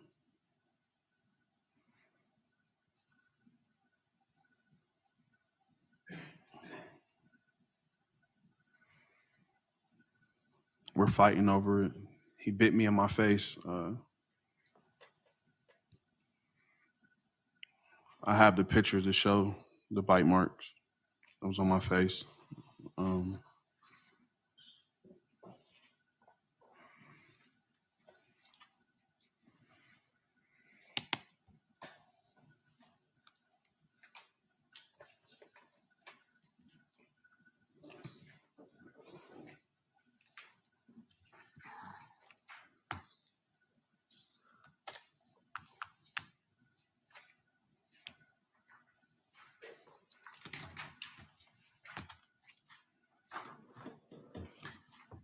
It's going to be defense K.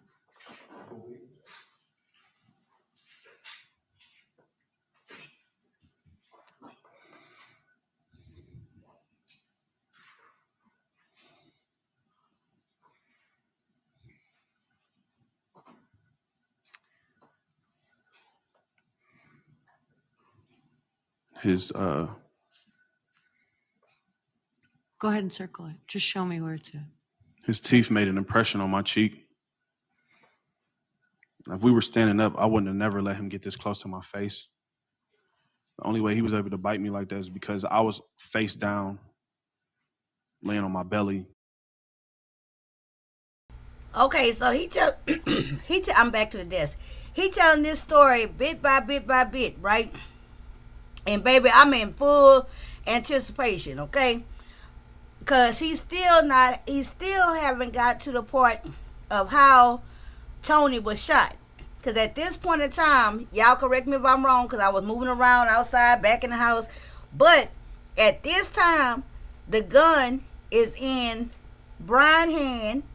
Adam, wait. Adam in the kitchen with a gun on him.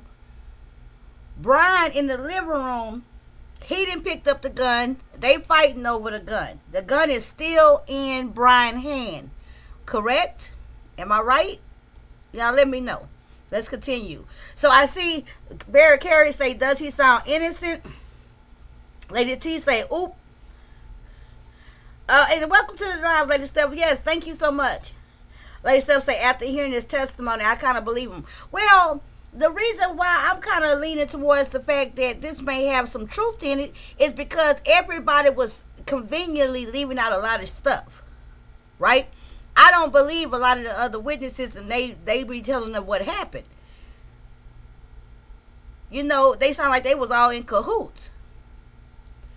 You know, but I also know that he had a lot of paranoia going on. So let's see. Let's continue.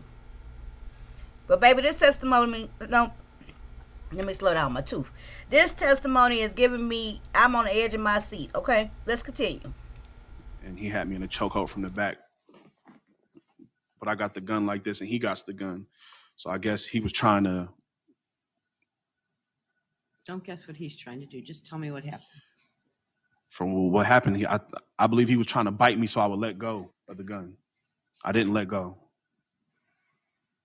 And he's punching me. He's punching me. Then he calls Adam. I don't know what Adam was doing the whole time. But I know at this point is when they pistol with me. Adam hit me in the head with the pistol, and the gun went off. Now, can you put the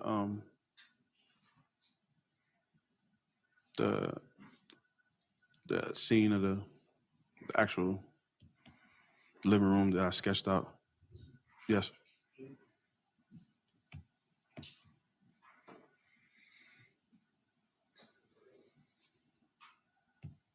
This table is flipped. I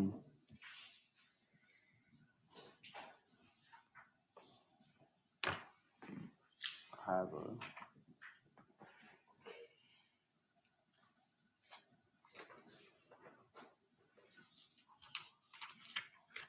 Are those already marked or are those new ones? Or L and M?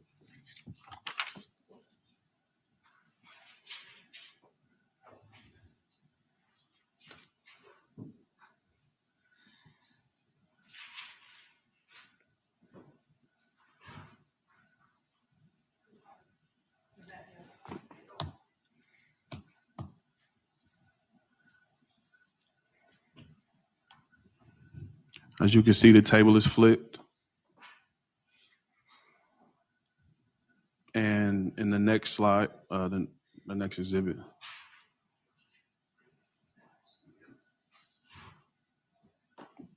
we are in this area. Me and Brian are fighting in this area. Not so much towards the door, but right in front of where I was sitting at.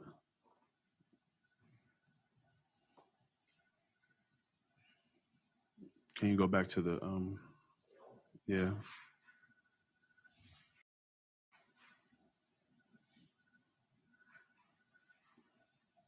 So right here about this area is where we're fighting. I'm laying,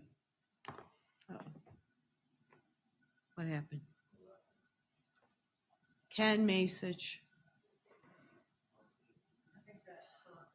Oh, try.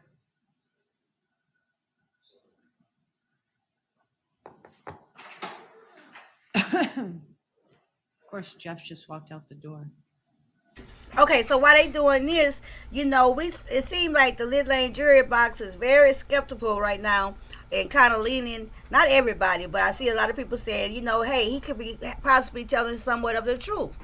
But I think that goes to or attests to the fact that a lot of them witnesses, they seem to be covering. From the very beginning, everybody seemed to be covering for Adam. Right? From Angel, who tried to act like she didn't know Adam had a gun, to people not knowing where Adam went. Is that L? Oh, there we go. But Adam was in the kitchen. Ain't nothing changed about that. Go ahead, Mr. Nixon. Oh, sorry. We don't know the outcome yet, but I still think he should have got an attorney. He always has the option of taking a stand after his attorney crossed zoom out a little the bit, witnesses. True. please. But he's not doing as bad right now as we might have thought he was going to be doing. So on my the stand. head Let me be quiet. Okay, here we is go. right here. I'm laying this way though. Your feet towards the other couch. Yes, ma'am. Brian is basically straddled me from the back in the headlock. And that's how he was able to bite me.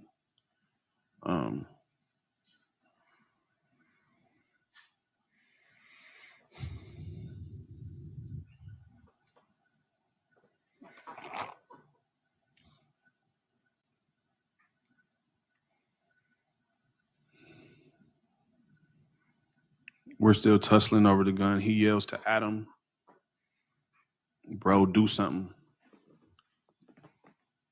I don't know exactly where Adam was standing, but can you go back to the other slide, the one by the front door? Yes.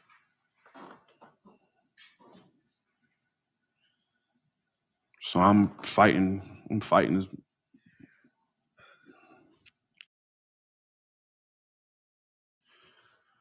as bad as I basically could. Like I don't want to die. Like this dude, he straddled me. He got this gun in my head. So I'm like trying to jolt him off of me, if that makes sense. Like I'm flopping around like a fish on the ground, basically.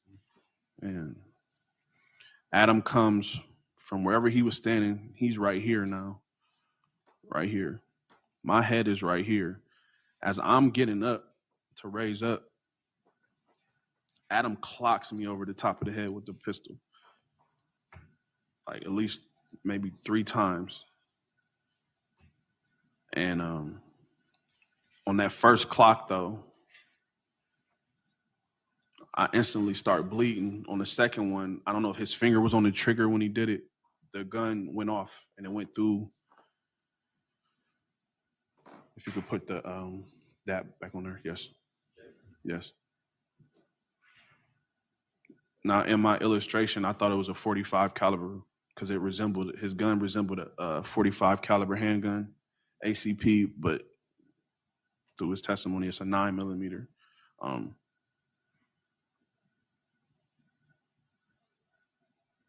The bullet from him pistol whipping me went off and it went through that wall.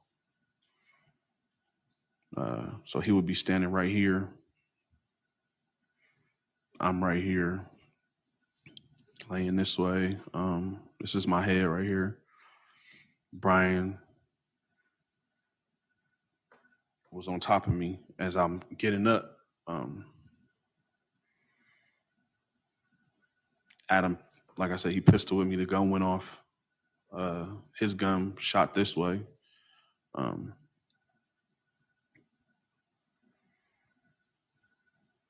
I'm basically giving him a fight for my life. I'm not making it easy for them. I don't. Yeah. No, don't go in jury protection. Don't go in jury protection because guess what? In the jury in the jury room, everybody got a voice. Everybody got a voice, right? So it's kind of good that we got like different sides in the chat. You know, ain't nobody trying to outnumber you or convince you or change your mind. But guess what? When you add in what you think, it allows for critical thinking, right? So don't go into the witness box. You know what I'm saying? All ideas, all perspectives are welcome here. All of them. All of them. You know what I'm saying? So let's go.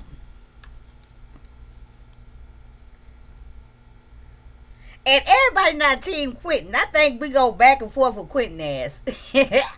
But I'm going to say this. I keep saying this. I believe that Quinton shot that woman. I believe Quinton was an idiot. But I have never believed, I just do not believe that this went down the way, I believe it more so went down the way he's saying it than them other people. They are very uncredible. Remember we learned that word. I think Lady Steph looked it up. Uncredible. You know what I'm saying? It was a lot of stuff that they left a lot of shit out. You know, and he didn't do himself no justice by going on a run for a damn month. You know? I don't know. Child, the streets got a lot of stuff going on. That's why I want to tell y'all, thank y'all for really supporting this content. It be a lot of stuff going on, a lot of stuff lives popping up over these last few days, the last week or two. And y'all have really stuck true to this content. And let me tell y'all, I love it and I appreciate it. Let's continue. I'm going to have to make sure the next case is a good one. Let's go. Yeah. Y'all just threatened me. I'm fighting for my life. And at this point, when that gun went off, Adam kind of stepped back like this way. And I'm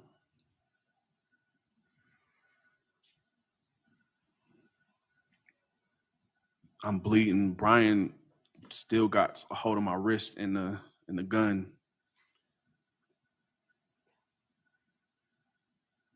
And I ended up like getting it from him,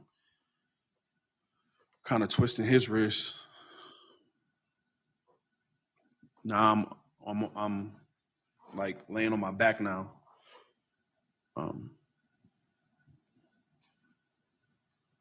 I had a little bit of blood in my eyes from the pistol whipping.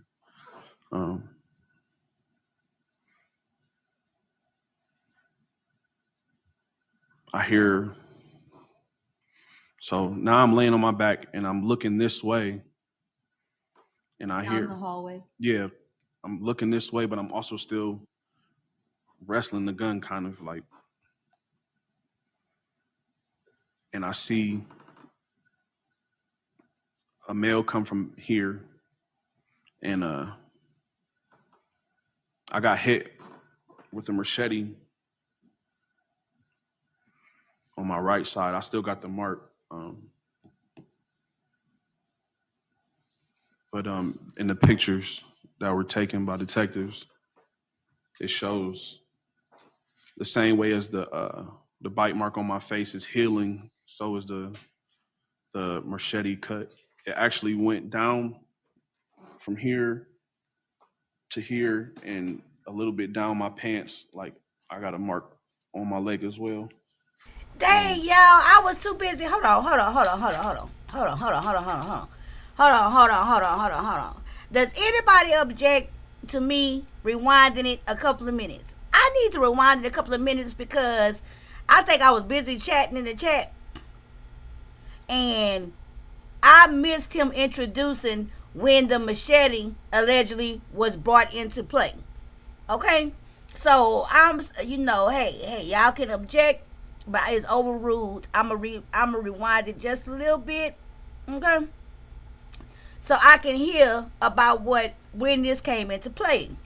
Cause he has made a lot of pointing out that machete a whole lot. So let's go. I hope I didn't rewind it back too far. And I see It's rewinded. A male come from here, and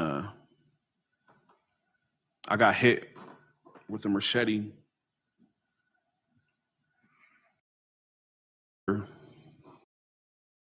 Um, I had a little bit of blood in my eyes from the pistol whipping.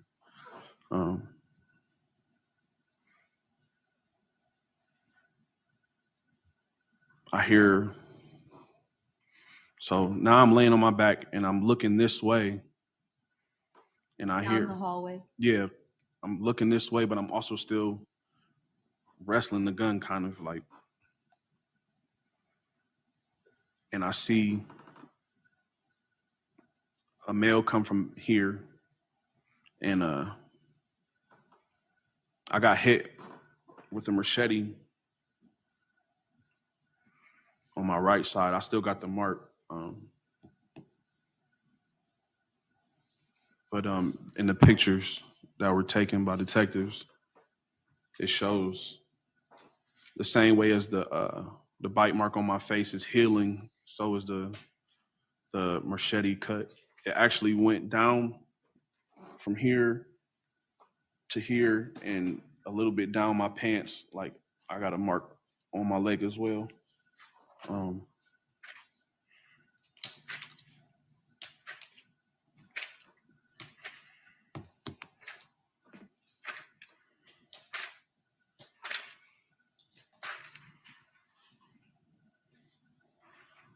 The only male that was in the back room at that time was Ron.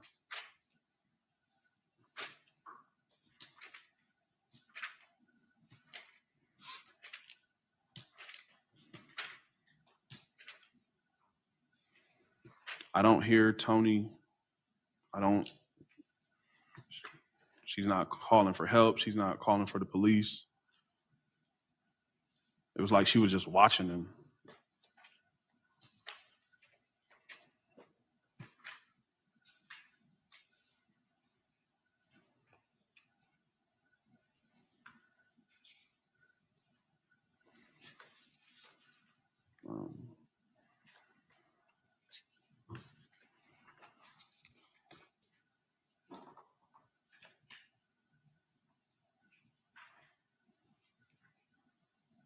Is it the picture that was taken the same time as the picture of your cheek?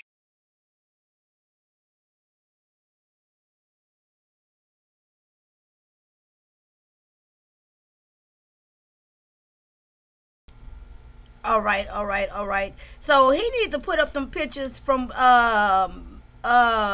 the interrogation when they took his pictures and stuff. And hold on. Let me get the next. Okay, so oh Lord, hold on.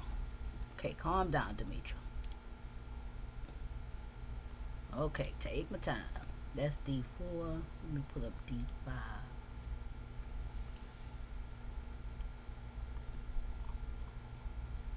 Okay. So we got two more parts, D5 and D6. This is we on D5. And at the end of today, when I finish my clips, that's all the clips until the next time court begins. So we'll be actually caught up in real time. In the police station? No, it was a picture of me in the There we go. interrogation room with my Yeah, shirt off. on the same time.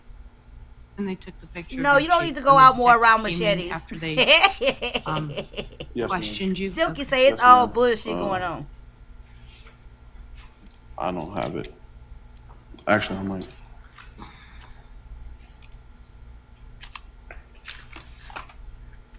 He better have it. Oh, yeah. That was gonna be important because the Yep. defense showed it, show no picture of no machete cut. Both of these. One of them, you can see it clear. And Renee say, now Yeah. Quinton, what you're not going to do is act like you never had Thank you. possession of the gun. I think he put the gun in his hand, but I think he put the gun in between his hand and Brian's hand wrestling over it so far. And Renee, are you behind? You might be a little bit behind. But that's okay, girl.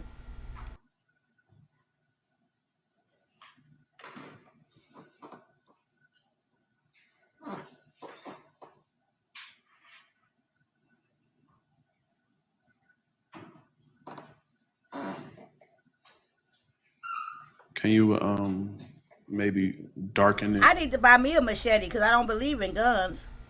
I might just need to get me a machete. Quite honestly, I never thought about it. A long one I'm too. not sure if you can see it, but Put more space between me and whoever the intruder is.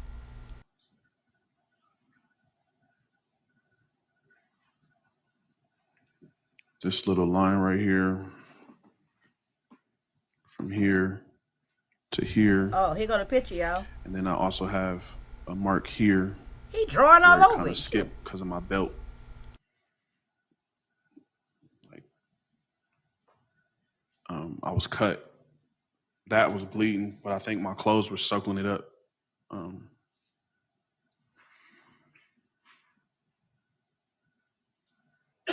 No, I want me a long one so I can be a distance from whoever I'm trying to cut. I don't know where he went after that. I don't know if he went back in his room. I don't know if he was panicking or just trying to help them. I don't know. But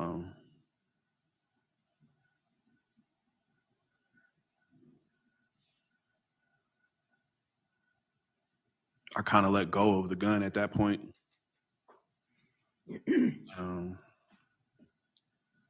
Held like where I was cut at. And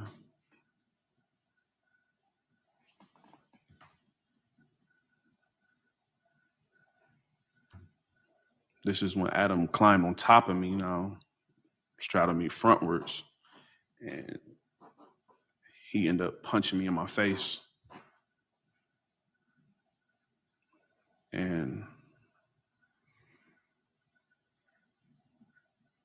But he had the gun in his hand. Like it was like a, I guess you could say he pistol with me too. So. But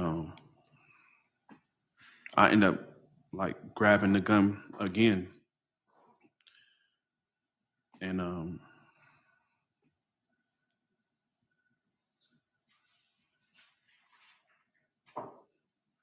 we're tussling for it still. I don't know where Adam is standing at this point. Like I said, he just got done pistol whipping me and this gun went off and the bullet went that way. I end up getting the gun, but I'm still laying down on my back. Adam punches me and pushes off. Adam? Brian punches me and pushes off.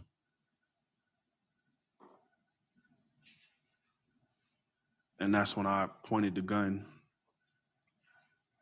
I didn't fire at Brian because he ducked and ran into the kitchen. Can you show the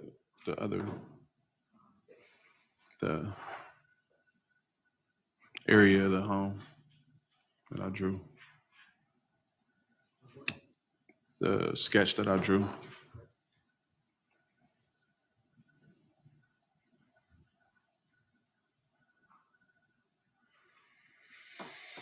So now I have the gun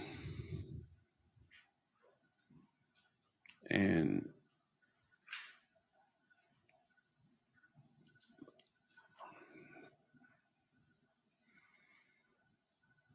Tony lunged at me.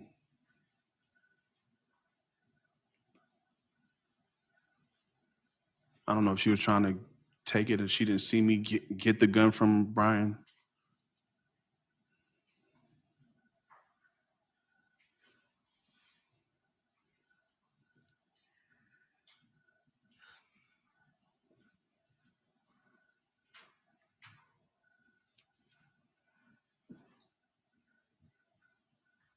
I shot 3 times.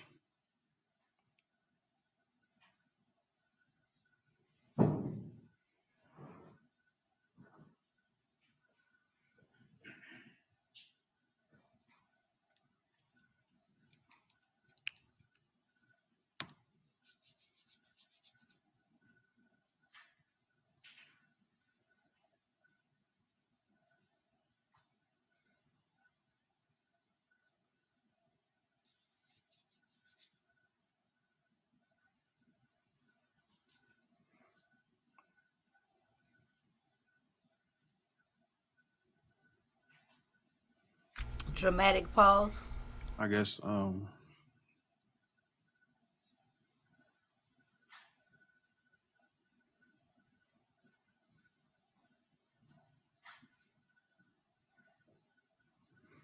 only way I can really show you is if I demonstrated it. Baby, this case got everything. We about to see a demonstration. Okay.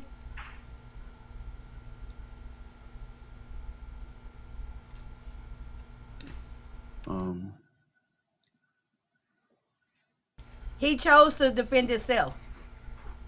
I don't know if she's seen Pro se. me with the gun. I don't know if she's seen it. Like, I got it from him, but Brian kind of moved out the way and went into the kitchen in a quick motion. And as he's moving, she's moving in too. I don't know if she was trying to help him, but as she's reaching down, I let 2 shots off, but I'm on my way up. And I guess the 2 shots that I let off, they hit her here and she spent. And as I'm coming up, I shot again. And then I turned to,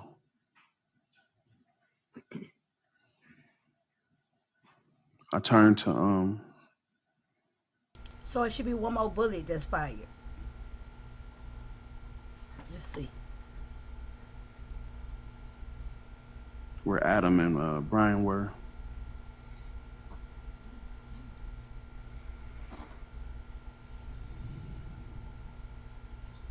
All my shots came this way. Put Exactly. an X where you were. Pardon me? Put an X where you were.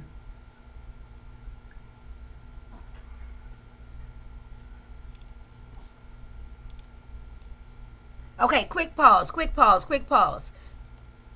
So we got 3 shots that he just claimed to have done, okay? We got 4 shots because a little earlier in his testimony when he started talking about the tussle, one of the shots, the first shot that went through the room wall, that happened while they was fighting over the gun. And he said that Brian shot that one. So now we have 4 shots. I think it's supposed to be 5 in total. Okay? So the very first shot that he has testified to came from, he said, allegedly, when Brian and him was tussling over the gun. And when they was tussling, that's when the gun got over that direction and went through the wall, the TV and everything. That's 1. Now he admits to firing off 3 shots. So that's 4. And I think it was a total of 5. So let's see what's happening now. Wait, when did the second shot go off? Well, the second, third, and fourth shot would have been the ones that he just said and took credit for. The very first shot was the one that went through the wall. So we had a total of 4. The kitchen. Kind of. It's a wall right here. Right.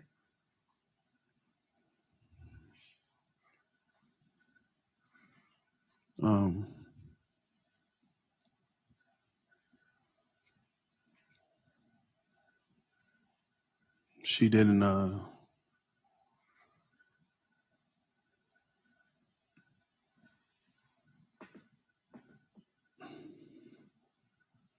didn't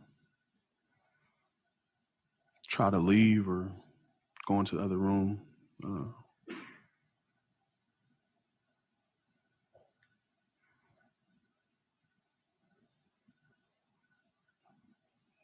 She was trying to help Brian get the gun from me.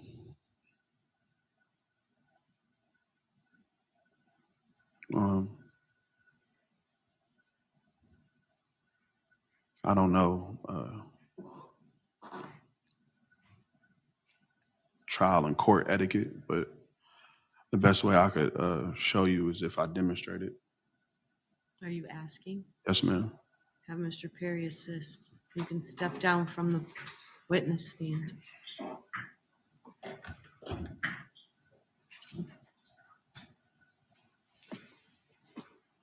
So she was shot. Here.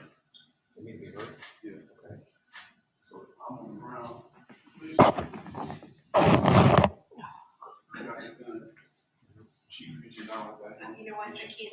Yes, you just gotta keep your voice up. I'm on the ground. I got the gun from Brian. Brian jolts that way because I got the gun now. She's reaching down for the gun, and I let 2 shots off. Boom, boom, and it turns her that way. But I'm getting up at the same time, quickly, and then that's when I shot. It went downward.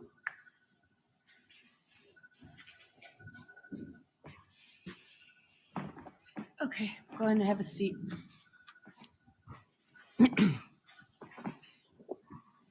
She was more bent down than Mr. Perry was.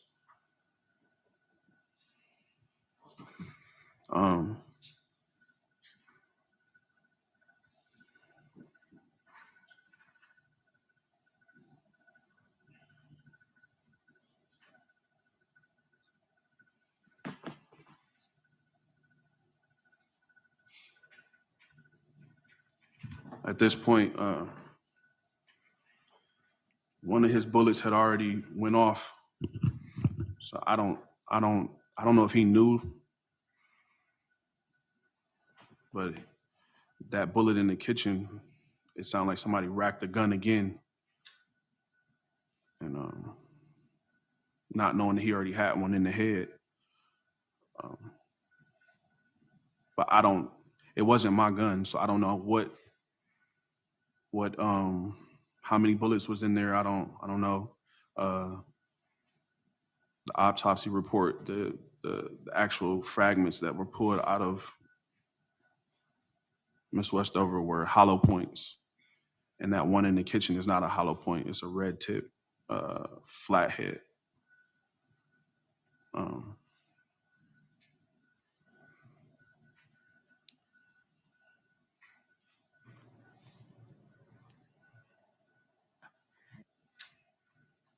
I didn't,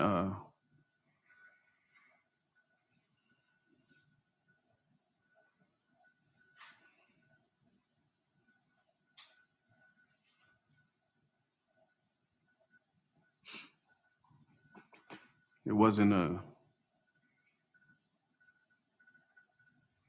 I didn't have time to do anything but that.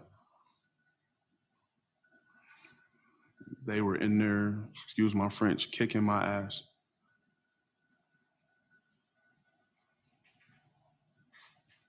All because of whatever he had going on in his head. I don't know. Calling me the police. He even called her the police. I didn't have a gun. They brought guns. They had machete.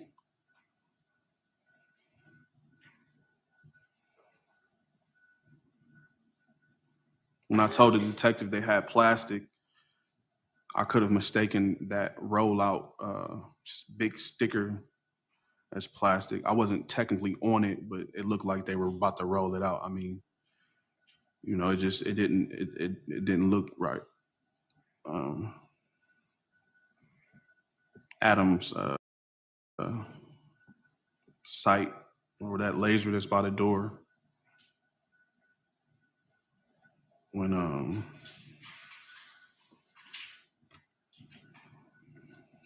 he said that he dumped everything out, trying to show me what was in the bag.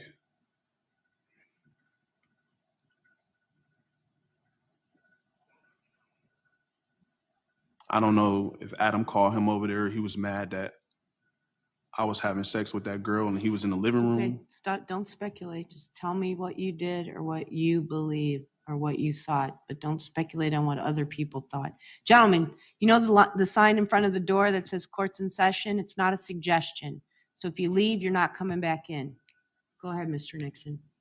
I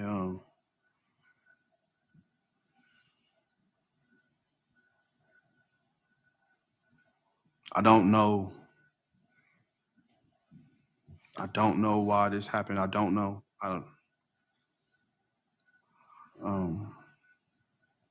I didn't start it. I could have never started it. I didn't have a gun. And like I said before, Adam's gun was already out. It was never in his waistband like they said. It wasn't. It was out, pointed at me. That's his friend.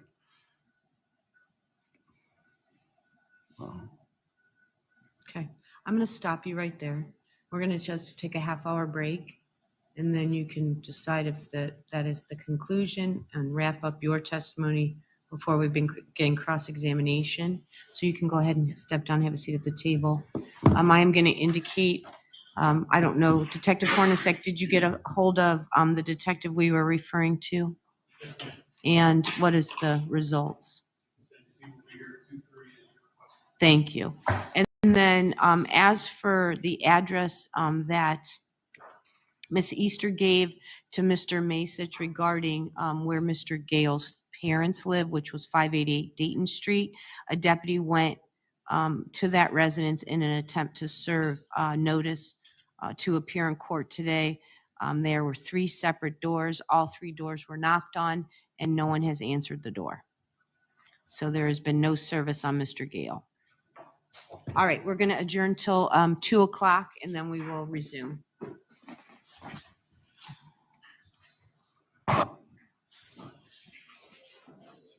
So none of his witnesses showing up. Okay, let me see, because this is where my recording get real wonky, because I kept missing the pause and doing the breaks and stuff, but I caught it. So here we go. Hold on. Let's see what he doing right here. Look like he just getting something, but let's make sure.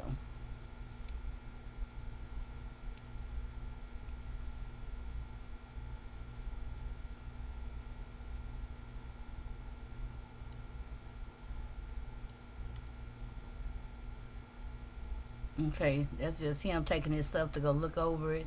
They on break. Okay, they on break, they on break, they on break. Okay. And so now, this was D5, right? Okay. And so we got D6, which is the conclusion.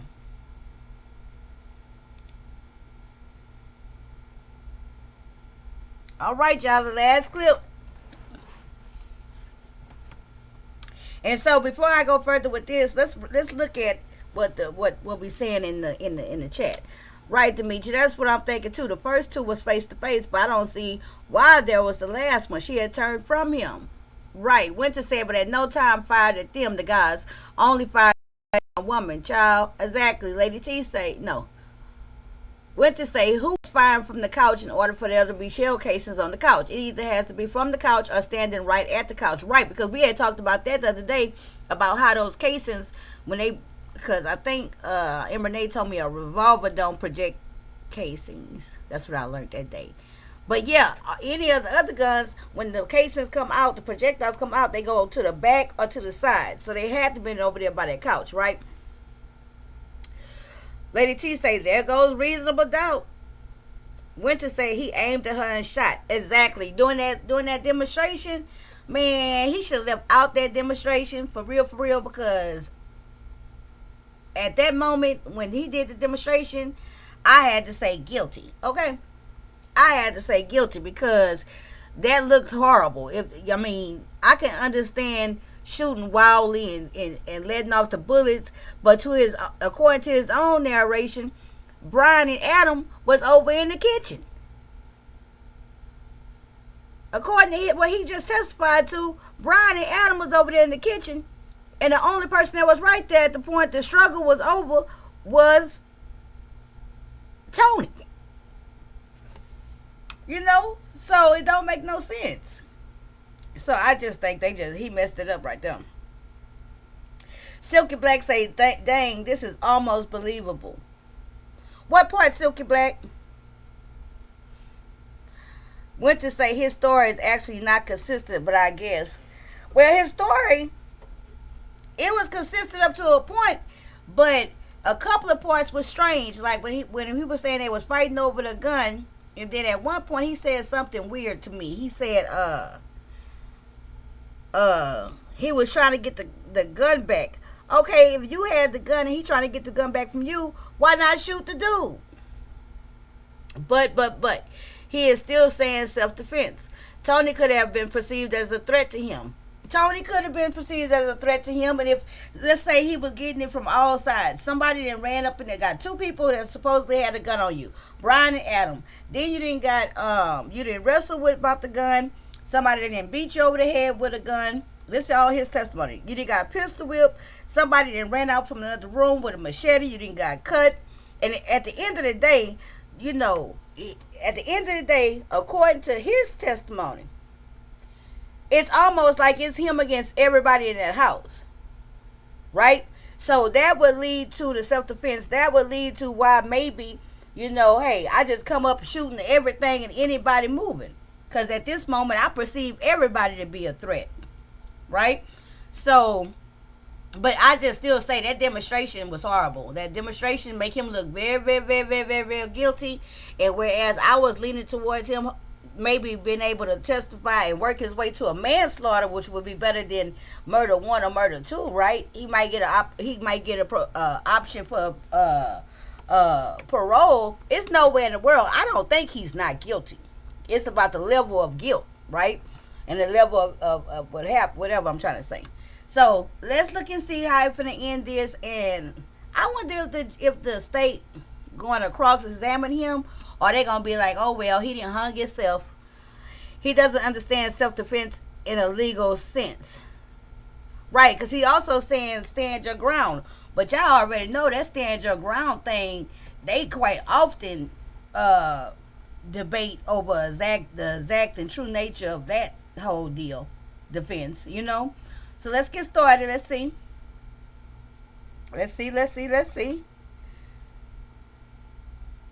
If Tony was trying to help her man, then she became a threat. Correct. That's very true. Let's see what happened, y'all. Okay. This is where I don't think the state is going to cross-examine him, but I don't know. Did that mean?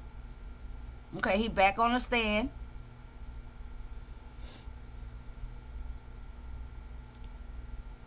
And so, presumably, during the break, he had an opportunity to talk to his court advisor. And he might try to get on this stand. Let's see if he try to clean up anything he said.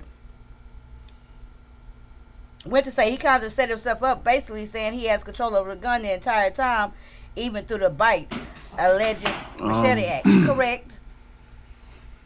That's the part I kind of heard, too, at one point. Where I was like, okay, well, if you had the gun. Oh, I think he praying. I'll be praying too, though. So now I have the gun. Oh, I think I rewinded it. Hold on. And I think I might have re-recorded this part here involved in the because situation. I thought I had missed it. Hold on. Some train tracks and Hold on. wooded areas. I just kept running and running and running. No. with Brian. Okay. We're just going to go from here.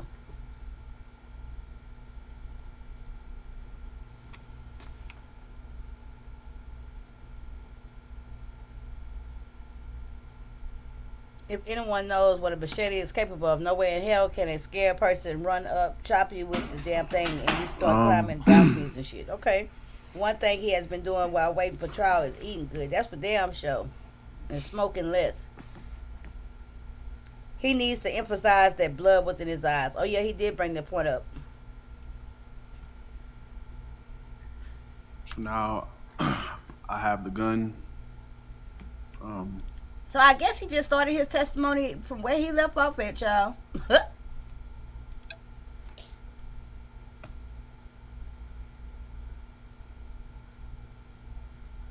And I believe it was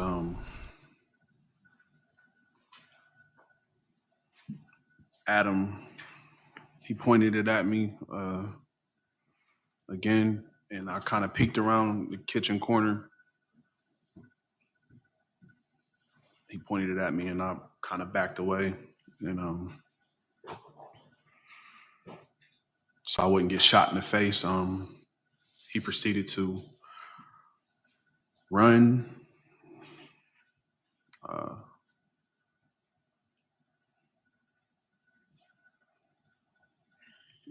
He ran out the back door.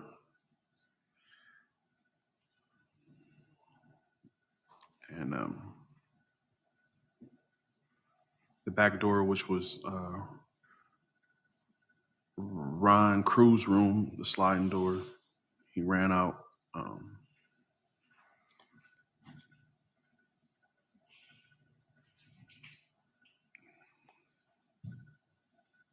I'm panicking at this time.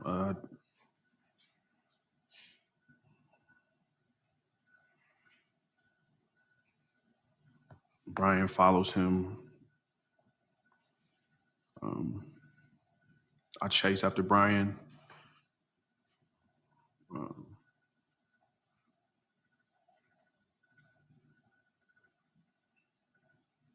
I grabbed Brian by the back of his shirt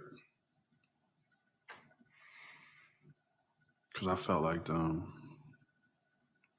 they were trying to get away, what they just did, what they were trying to do. Brian yelled to Adam, shoot him.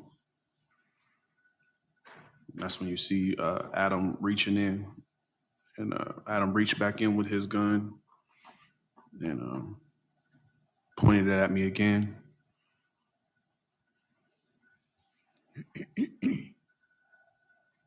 Now, mind you, this is an apartment, close quarters. I don't know who lives next door. I don't know the surrounding areas. I shot enough times that I felt to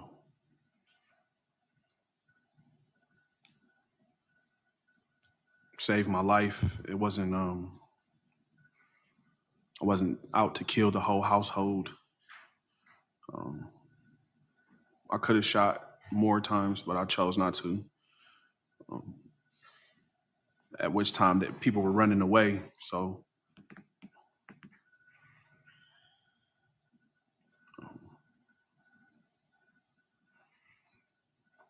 I have training as a when I did my training to be an armed security officer. They teach you about your background when shooting, knowing your surroundings, and so I think it kind of clicked in my head, like I can't just randomly shoot everywhere, may stray and hit somebody that wasn't involved in the situation or something like that. So I chose not to shoot.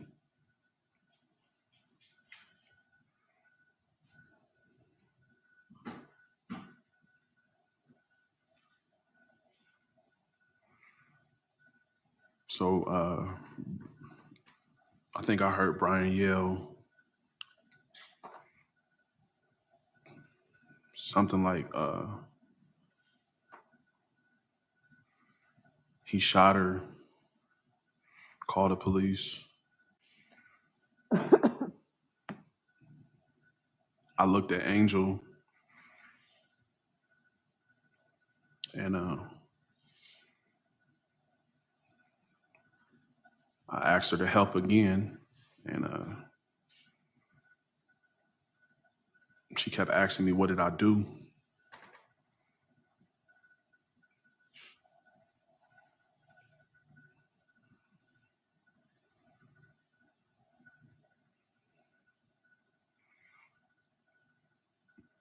I told her to call the police too. I looked around for my phone, couldn't find it. I grabbed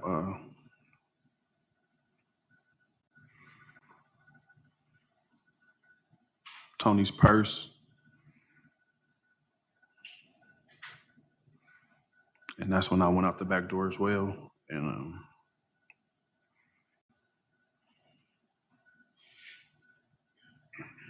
I panicked. I knew that I didn't have my phone, and I thought that Brian had gave her my phone, and she had put it in her purse, as well as me looking for the vape pen I had touched because I know my DNA was on it, and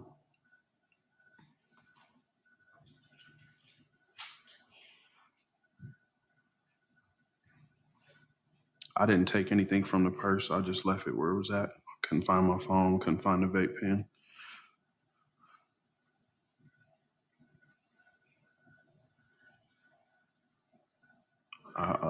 I ran with her gun. I did have her gun. I ran with it. And I just kept running.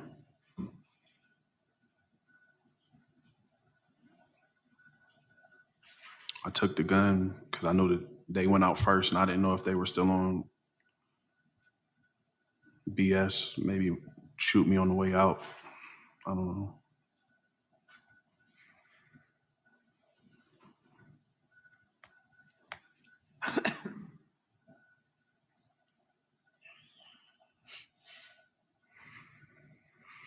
I ran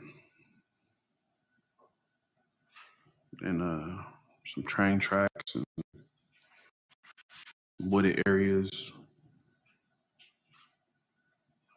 I just kept running and running and running until I came to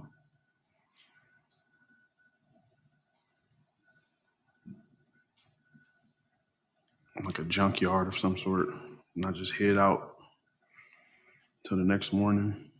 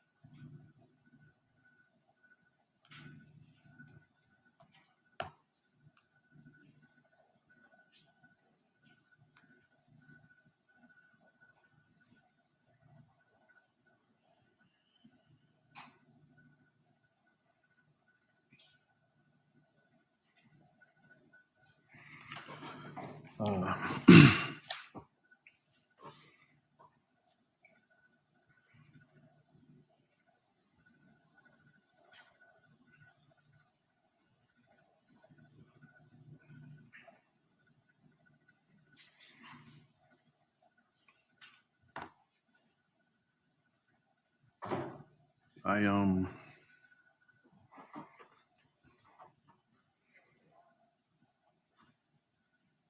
end up dropping the gun, and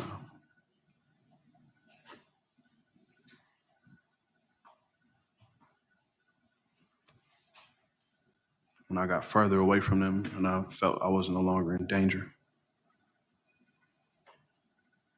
I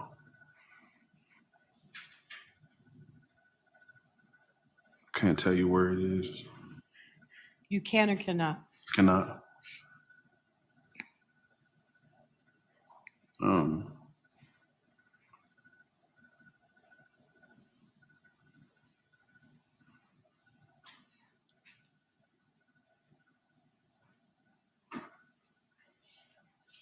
I have a few different exhibits I was trying to submit as evidence as far as the messages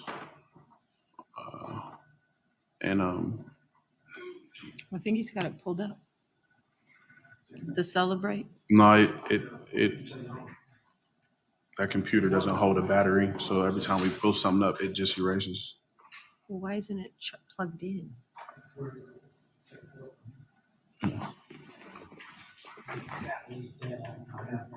So I pulled it up back there.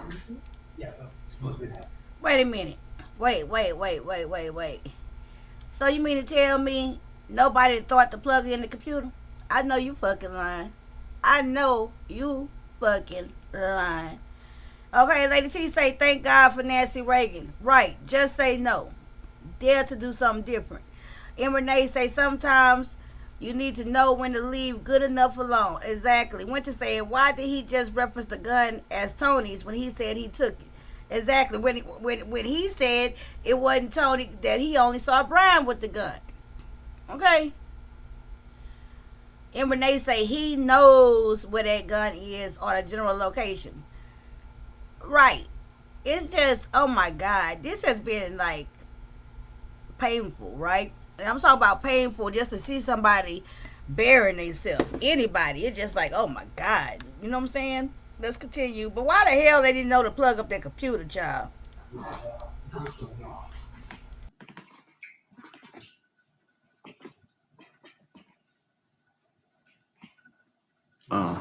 Yeah, may I? Sure. Is it on ClickShare, Mr. Jerry? I think you have to go over there though and change that thing to computer or on the main thing back there.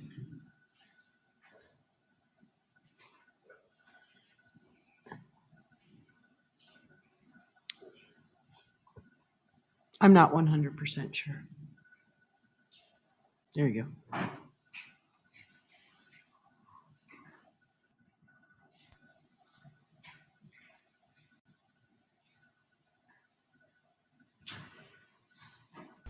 They really didn't know who shot Tony. Because nobody actually said they saw him shoot Tony except for one of the guys.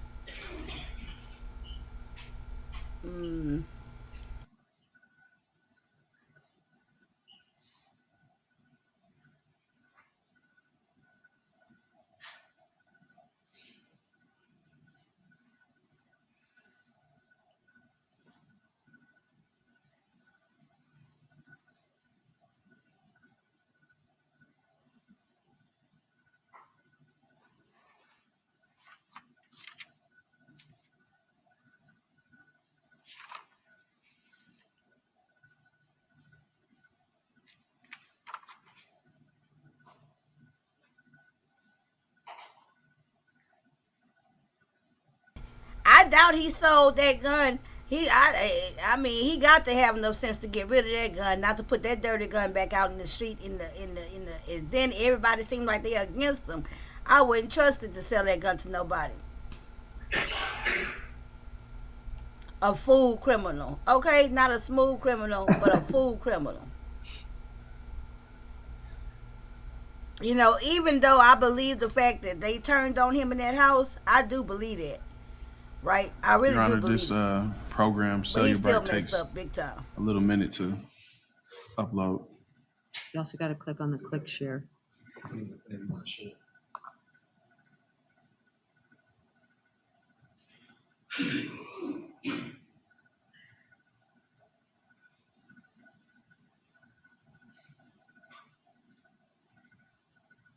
And quite honestly, the way he described the shooting at her, I don't even think that's manslaughter no more.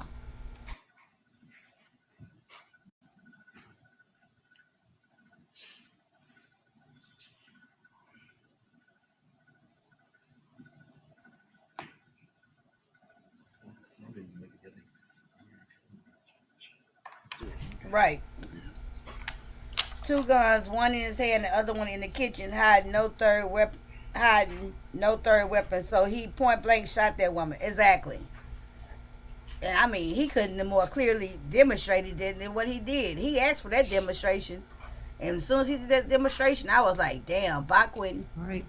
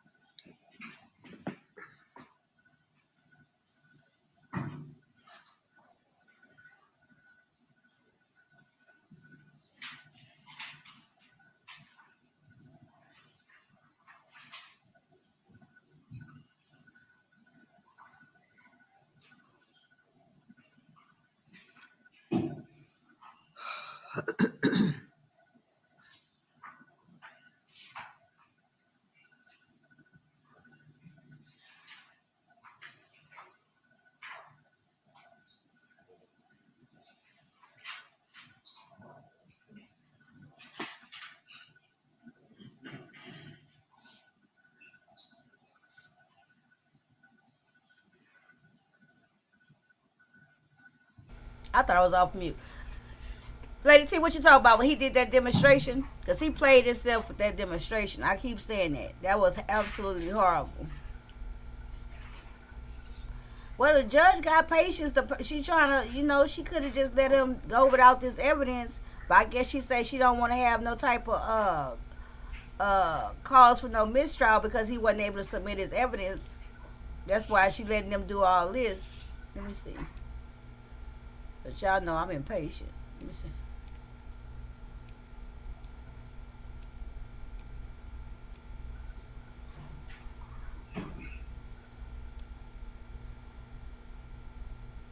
Okay, here we go. Oh, they got the evidence. All right, I'm gonna be patient. Your Honor, may I sit here? Yes, you may. I'll make it easier. All right, we're going to call this, Silky say he says he was shooting towards Brian, who was by the kitchen, and she moved it away. But she was found at the front door. Right. That's what I'm saying. It's just,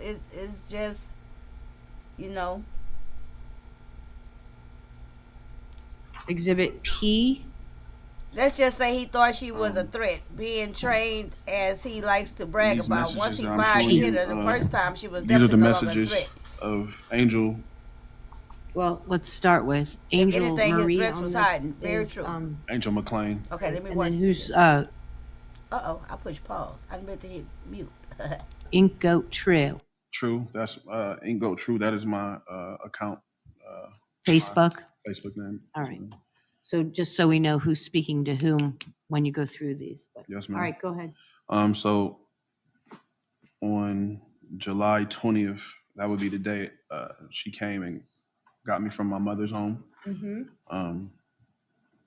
Well, why should you call him babe if she was Where auntie you babe? at? I'll bring you a cig, babe. I'm at my mom's. That's me.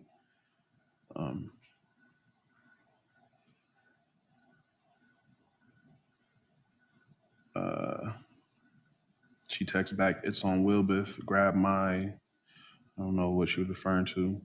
And then she called me. And yeah, so from where you at, I'll come bring you a cig is when she came and got me and picked me up. So it was July 20th to the 25th I was there.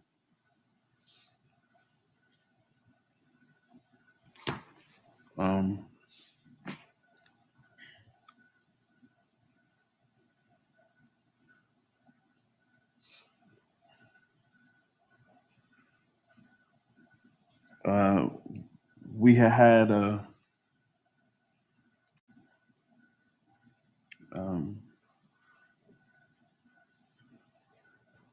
I wouldn't say it was an argument. It was more so I made a statement as I was leaving. Exactly, And I JCC. told her that Exactly. next Things will move time you fast. shouldn't invite someone to the home if you're intimate with somebody else, basically. Referring to her and Adam, right?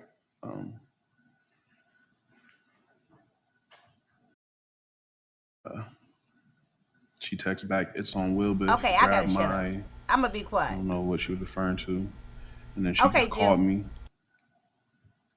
And yeah, so from where you at, I'll come bring you a cig is when she came and got me and picked me up. So it was July 20th to the 25th I was there.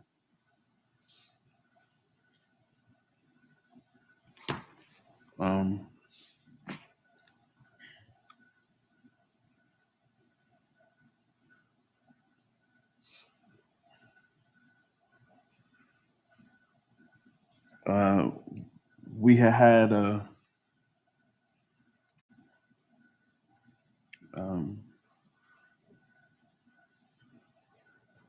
I wouldn't say it was an argument. It was more so I made a statement as I was leaving, And I told her that the next time you shouldn't invite someone to the home if you're intimate with somebody else, basically.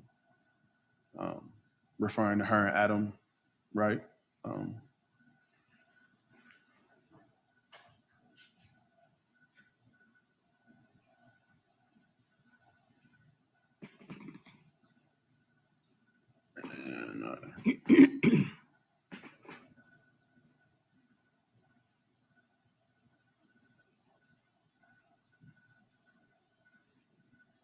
And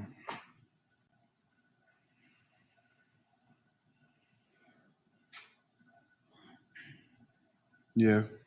So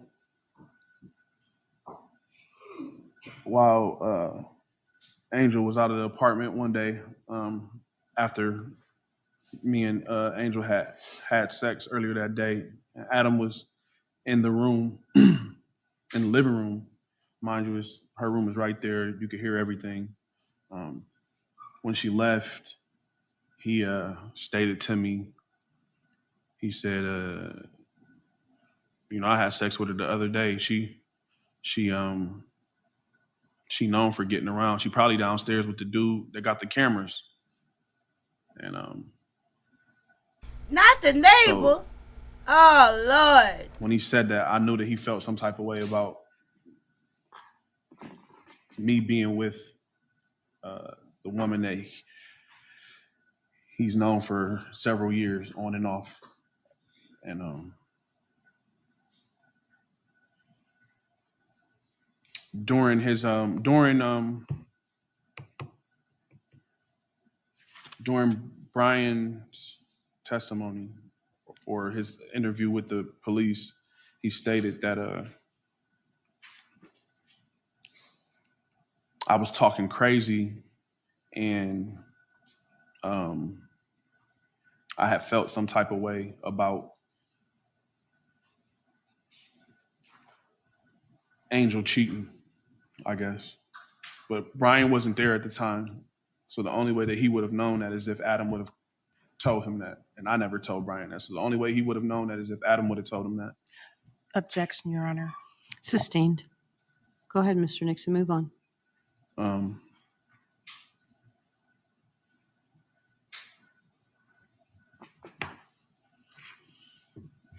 So basically these messages show that there was some type of... So that's argument for closing arguments. Yes, ma'am. And so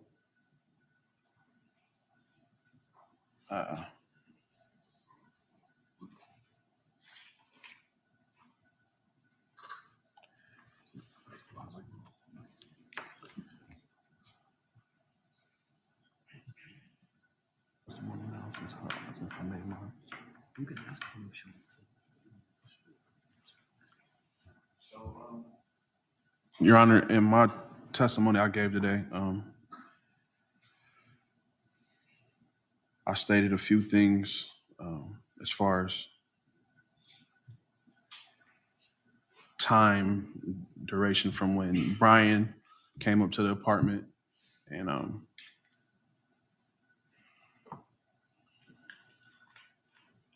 his demeanor when he came in the apartment and the actions that he did. I would like to play Adam Wright's Please let him play it. Please, please, please. I'm not going to permit that. Oh, I mean, I've heard your testimony. I heard his testimony. I heard Adam Wright's Damn. testimony. It's my decision or my, I guess, responsibility as the trier of fact to make those decisions. But you cannot impeach.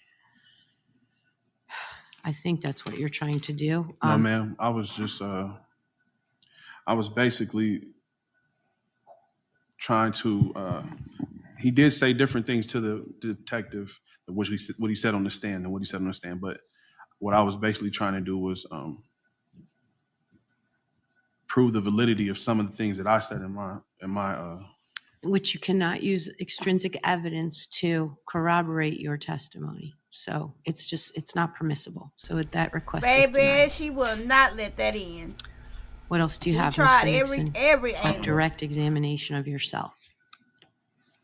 I have my OPATA certificate. I would like to- Identify it, please, and mark it as MNOP. Q, Yeah. Exhibit Q, I guess. Yes. What's the O and P? P was the flash drive we just showed the texts. P was the celebrate. I missed N and O. What's N and O? So this is Okada is Q. This would be Q. I don't know, but she is not letting that damn tape in. And because he didn't try to every turn, 3 different witnesses and 4 with himself, I sure wanted to see it. Okay, I have it. Thank you. All right, just look up there at the camera and identify that document. I changed it over to DocuCam. There you go. The document, Exhibit Q, is my Ohio officer, Peace Officer Training Commission certificate. Child, what is this for? What's the date on that? March 18th? March 18th, 2018. And when's it valid through? You have to recert every year, but it's valid for 5 years. All right. What else, Mr. Nixon?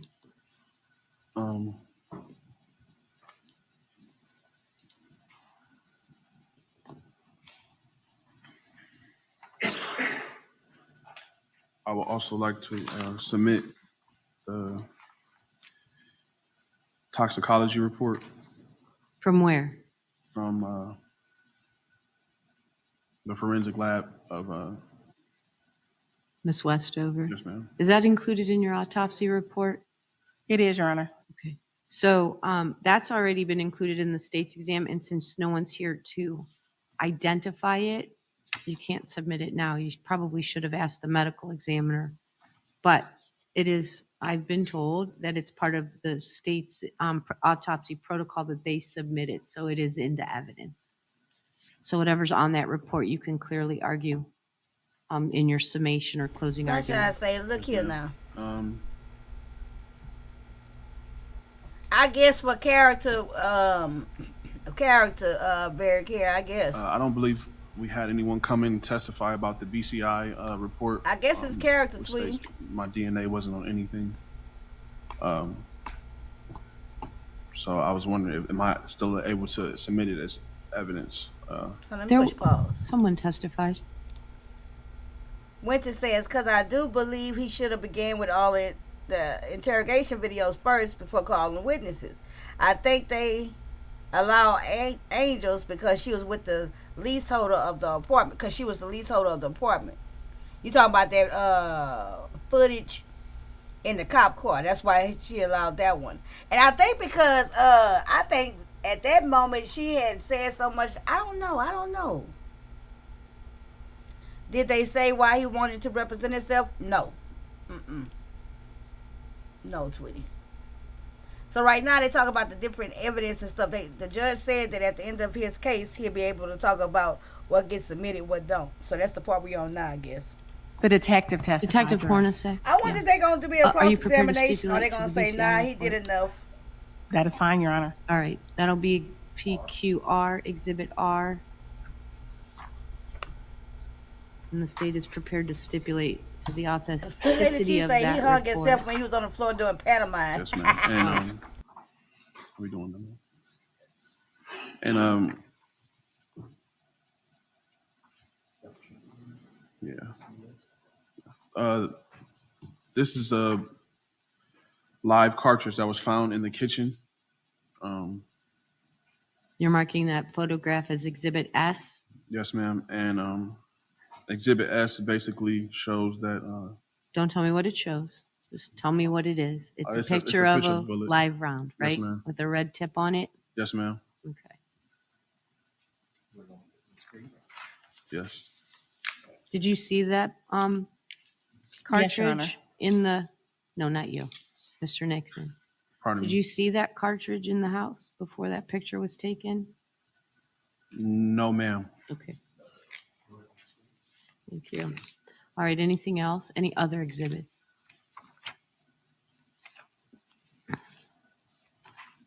I think that was testified to by Detective Hornacek regarding, that's in the kitchen, right? Yes, ma'am. Yes. Okay. I was making reference to the cartridge with the red tip Right. is a Well, that's for argument. And you've already testified about it, so I understand that. So okay. And then what's that? this is the projectile recovery from. This is going to be you. Is that a pictures from the, I'm sorry, T. Is that from the autopsy? Yes, ma'am. Part of the medical examiner's PowerPoint. Mm-hmm. Okay.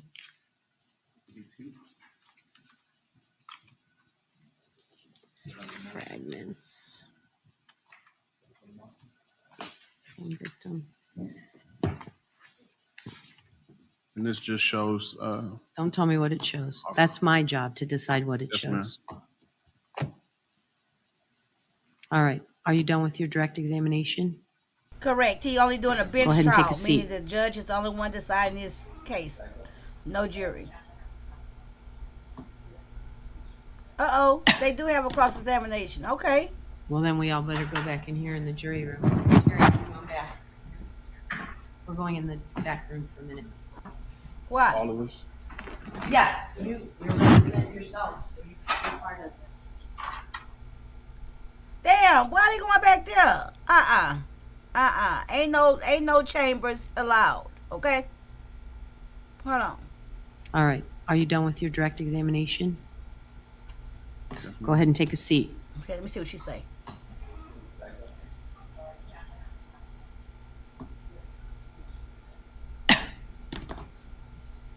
Well, then we all better go back in here in the jury Well, room. damn, can't hear what she said.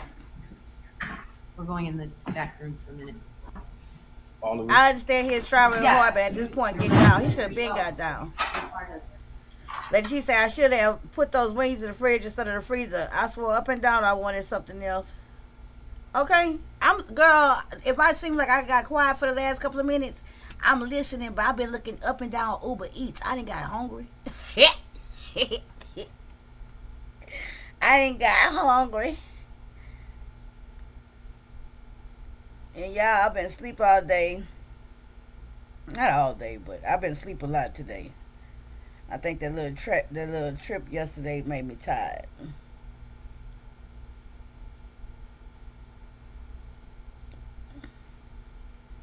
Man, you know how they be saying like 15% off the coupon from like Uber Eats when you order $25 worth of stuff. I'm trying to hit the little sweet spot. Well, I order just at the $25 and then I get the 15% off. You know what I'm saying? And so I keep adding and taking away stuff, right? So right now my subtotal is $24. I need to order one more dollar worth of stuff. Hold on. We can fast forward through in this part. Hold on.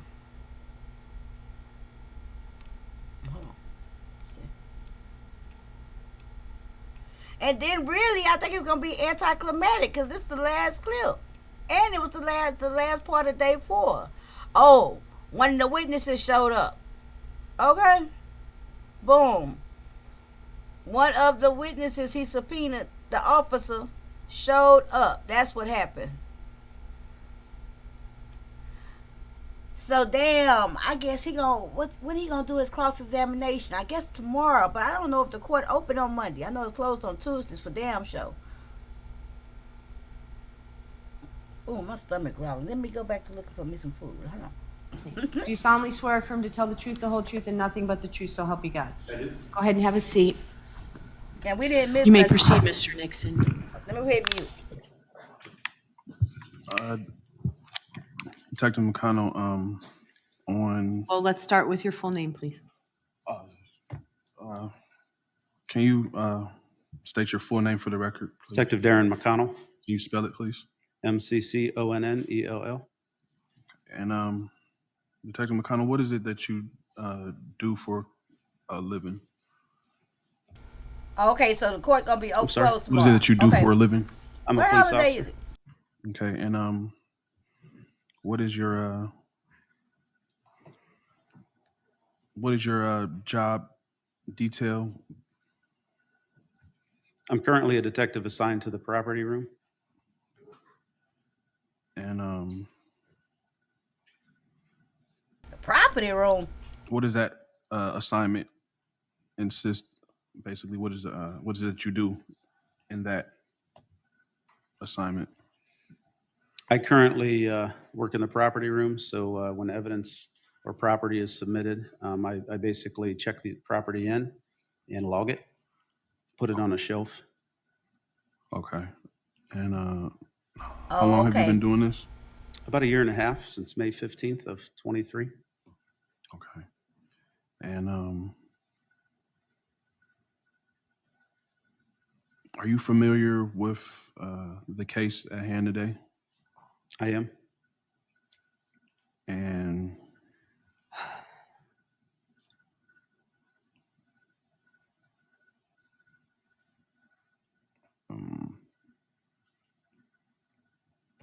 did you do you have any recollection of interviewing me? Yes. And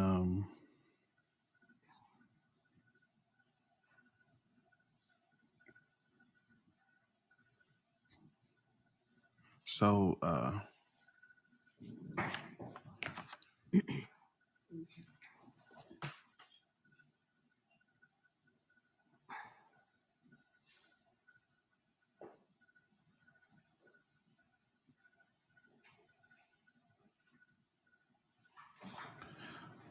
um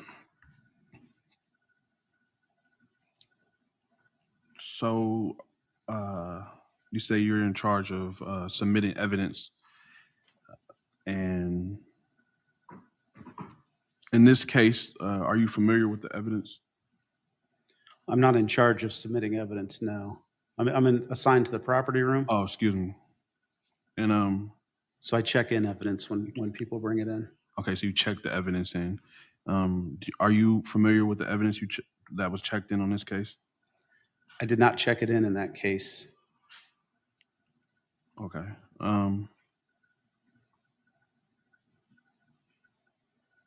Are you familiar with a BCI and I submission sheet? I am. Exhibit U, I think, is that what we're on, Mr. I Chair? can't stand him slow talking and rock under this desk, licking my Go ahead damn and hand old it to him, lady. ask him if he knows What, what boy? it recognizes it.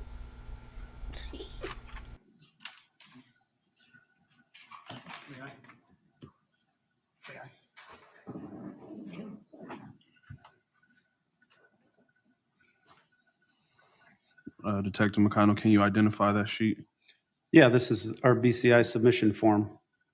And are you able to visibly see the highlighted paragraph? I am. Can you read Let's for see the where he court go what it with says? this. Tony Westover was shot and killed inside the apartment at 2260 Maryland Avenue. The suspect and several witnesses were inside of the apartment when the homicide took place. The suspect fought over the gun and holster prior to the victim being shot. The suspect grabbed the victim's purse before running from the apartment. He dropped the below purse in the backyard as he ran. And I guess my question would be, was it you that submitted this submission sheet? Yes. And was it you that wrote what you just read? Yes. And I would like to know, or like you to state for the court, where did you come about finding that information? In that paragraph, Yes. that was based on the statements we received that night and also the evidence and its locations. And when you said statements, those were statements from on the actual murder scene? Correct. Or the alleged murder scene?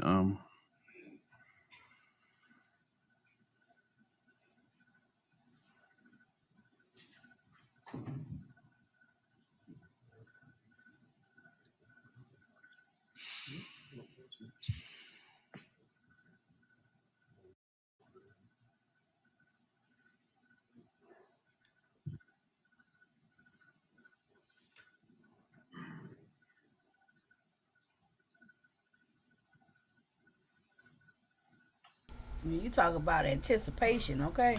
So in that statement, you said you got it from interviews on the scene that night, correct? Correct. And this narrative was told to you by, would you know who? I'm sorry? Whoever Who you, told you there was a struggle for the gun? The witnesses that we spoke to. And who were they? There were several different witnesses, not Uh-oh, necessarily uh-oh. people that I spoke to.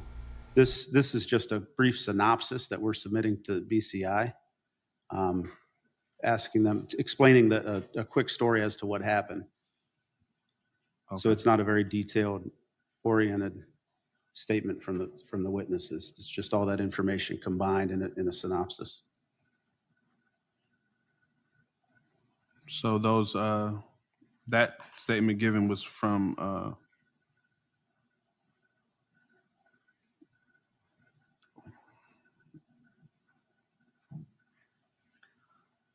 a witness that was on the scene. A combination of the witnesses' statements, yes. Okay. No further questions. That was it. Are you kidding Any, me? cross, Miss Easter? Your Honor, may I stay right here, please? Yes. You were, good afternoon, Detective McConnell. I'm sorry? I said, good afternoon, Detective McConnell. Good afternoon. You were asked on direct examination about the interview. You were present during the interview with Quinton Nixon, correct? She's so Correct. weird. During that interview, you and Detective Hornacek was present as well, correct? Correct. During that interview, you asked the defendant about his injuries, is that correct? Correct. And during that time, he let you know about his injuries, isn't that correct? He did. He told you about a bite mark on his face and injuries on or about his head, correct? He did. At any time, this defendant never once stated that he was cut by a machete, isn't that correct? That's correct. And he never once showed you an injury from a machete, isn't that correct? Lord, this is Correct. witness. And in that synopsis, it said there was a fight for a gun. Is Yes. that correct? It doesn't say who he was fighting for the gun, isn't that correct? Correct. I have no further questions, Your Honor. What's the date on that report, that submission report? There's no date on this. It just asked for the incident date. Okay. So you have no idea when that was typed up? I do not. Do you have any redirect? No, Your Honor. All right. Thank you, Detective. You may step down. And that's it. Let's see what they say. All right. So pursuant to what I've already put on the record, it's 3 o'clock. We're going to adjourn for the day. And Miss Easter, did I hear you're here tomorrow and Friday morning, correct? I'm here tomorrow, and I could have made myself. I understand that. I'm She just actually thinking did. maybe I will have Mr. Nixon brought over tomorrow, just so we can get an update, and then we can also get a list of what needs to be done. Now, Mr. Perry won't be here, but if you need the assistance of an attorney, I will get you one. That, Your Honor, that never I would happened. also like to go over evidence as well. So until you rest, your exhibits don't get admitted. So technically, you haven't been cross-examined, and if there's one or two more witnesses that you may call, then at the end of your case, you'll move those exhibits into evidence. So you'll keep those until your case is rested, and then we'll talk about your exhibits. Yes, ma'am. Okay?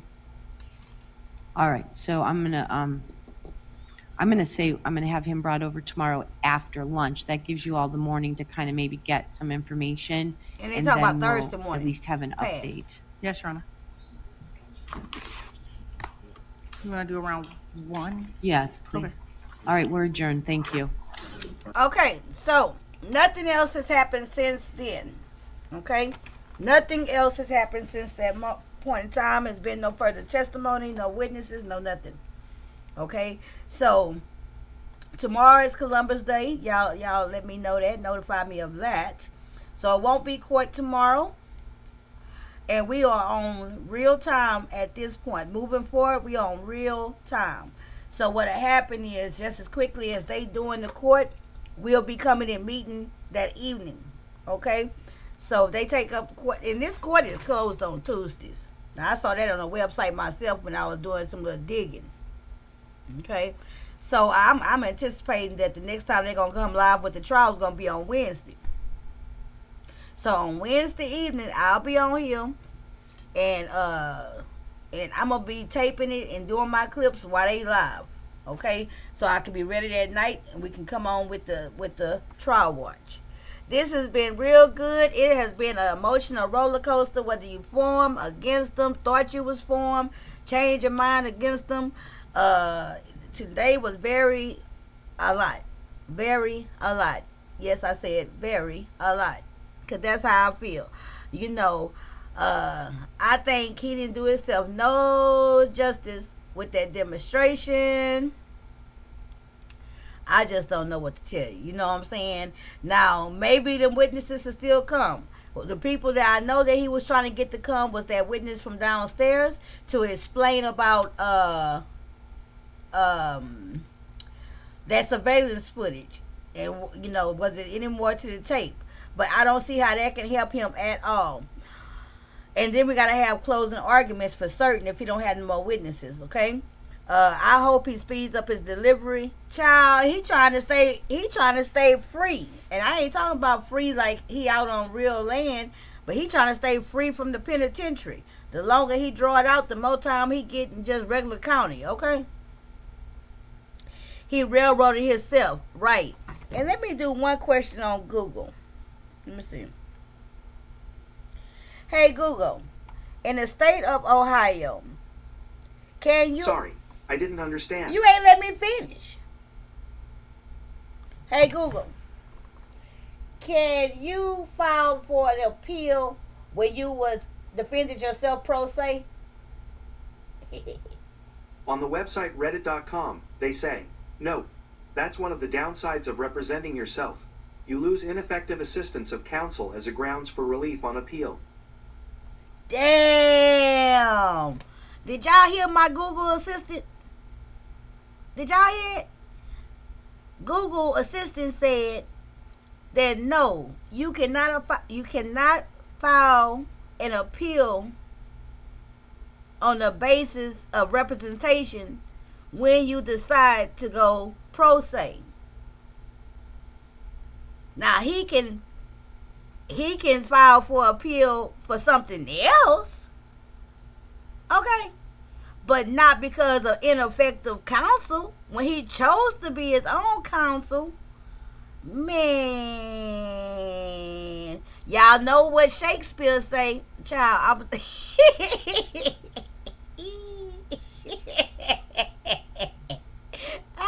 Hold on. I don't think Shakespeare.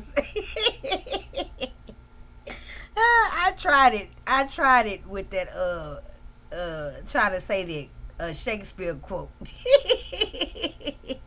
I think I done got delusional. Shakespeare did not say this. Let me find out from Google. Hold on. Hey Google. Who said no? Cancel that, Google. Hey Google, cancel that. Okay, let's start over. Hey Google, what is the quote about a fool and attorney being an attorney for yourself? What's the quote? On the website fearwolf.com, they say, a lawyer who represents himself has a fool for a client. Okay, a lawyer who represents himself has a fool for a client. Hey Google, who said a lawyer who represents himself have a fool for a client? Abraham Lincoln. On the website abodjournal.com, they say, a man who is his own lawyer has a fool for a client. A phrase often attributed to Abraham Lincoln. Boom. Okay, so let me start over. And in conclusion of part 10 of Trial Watch with Demetra, I'm going to leave you with a quote from Abraham Lincoln.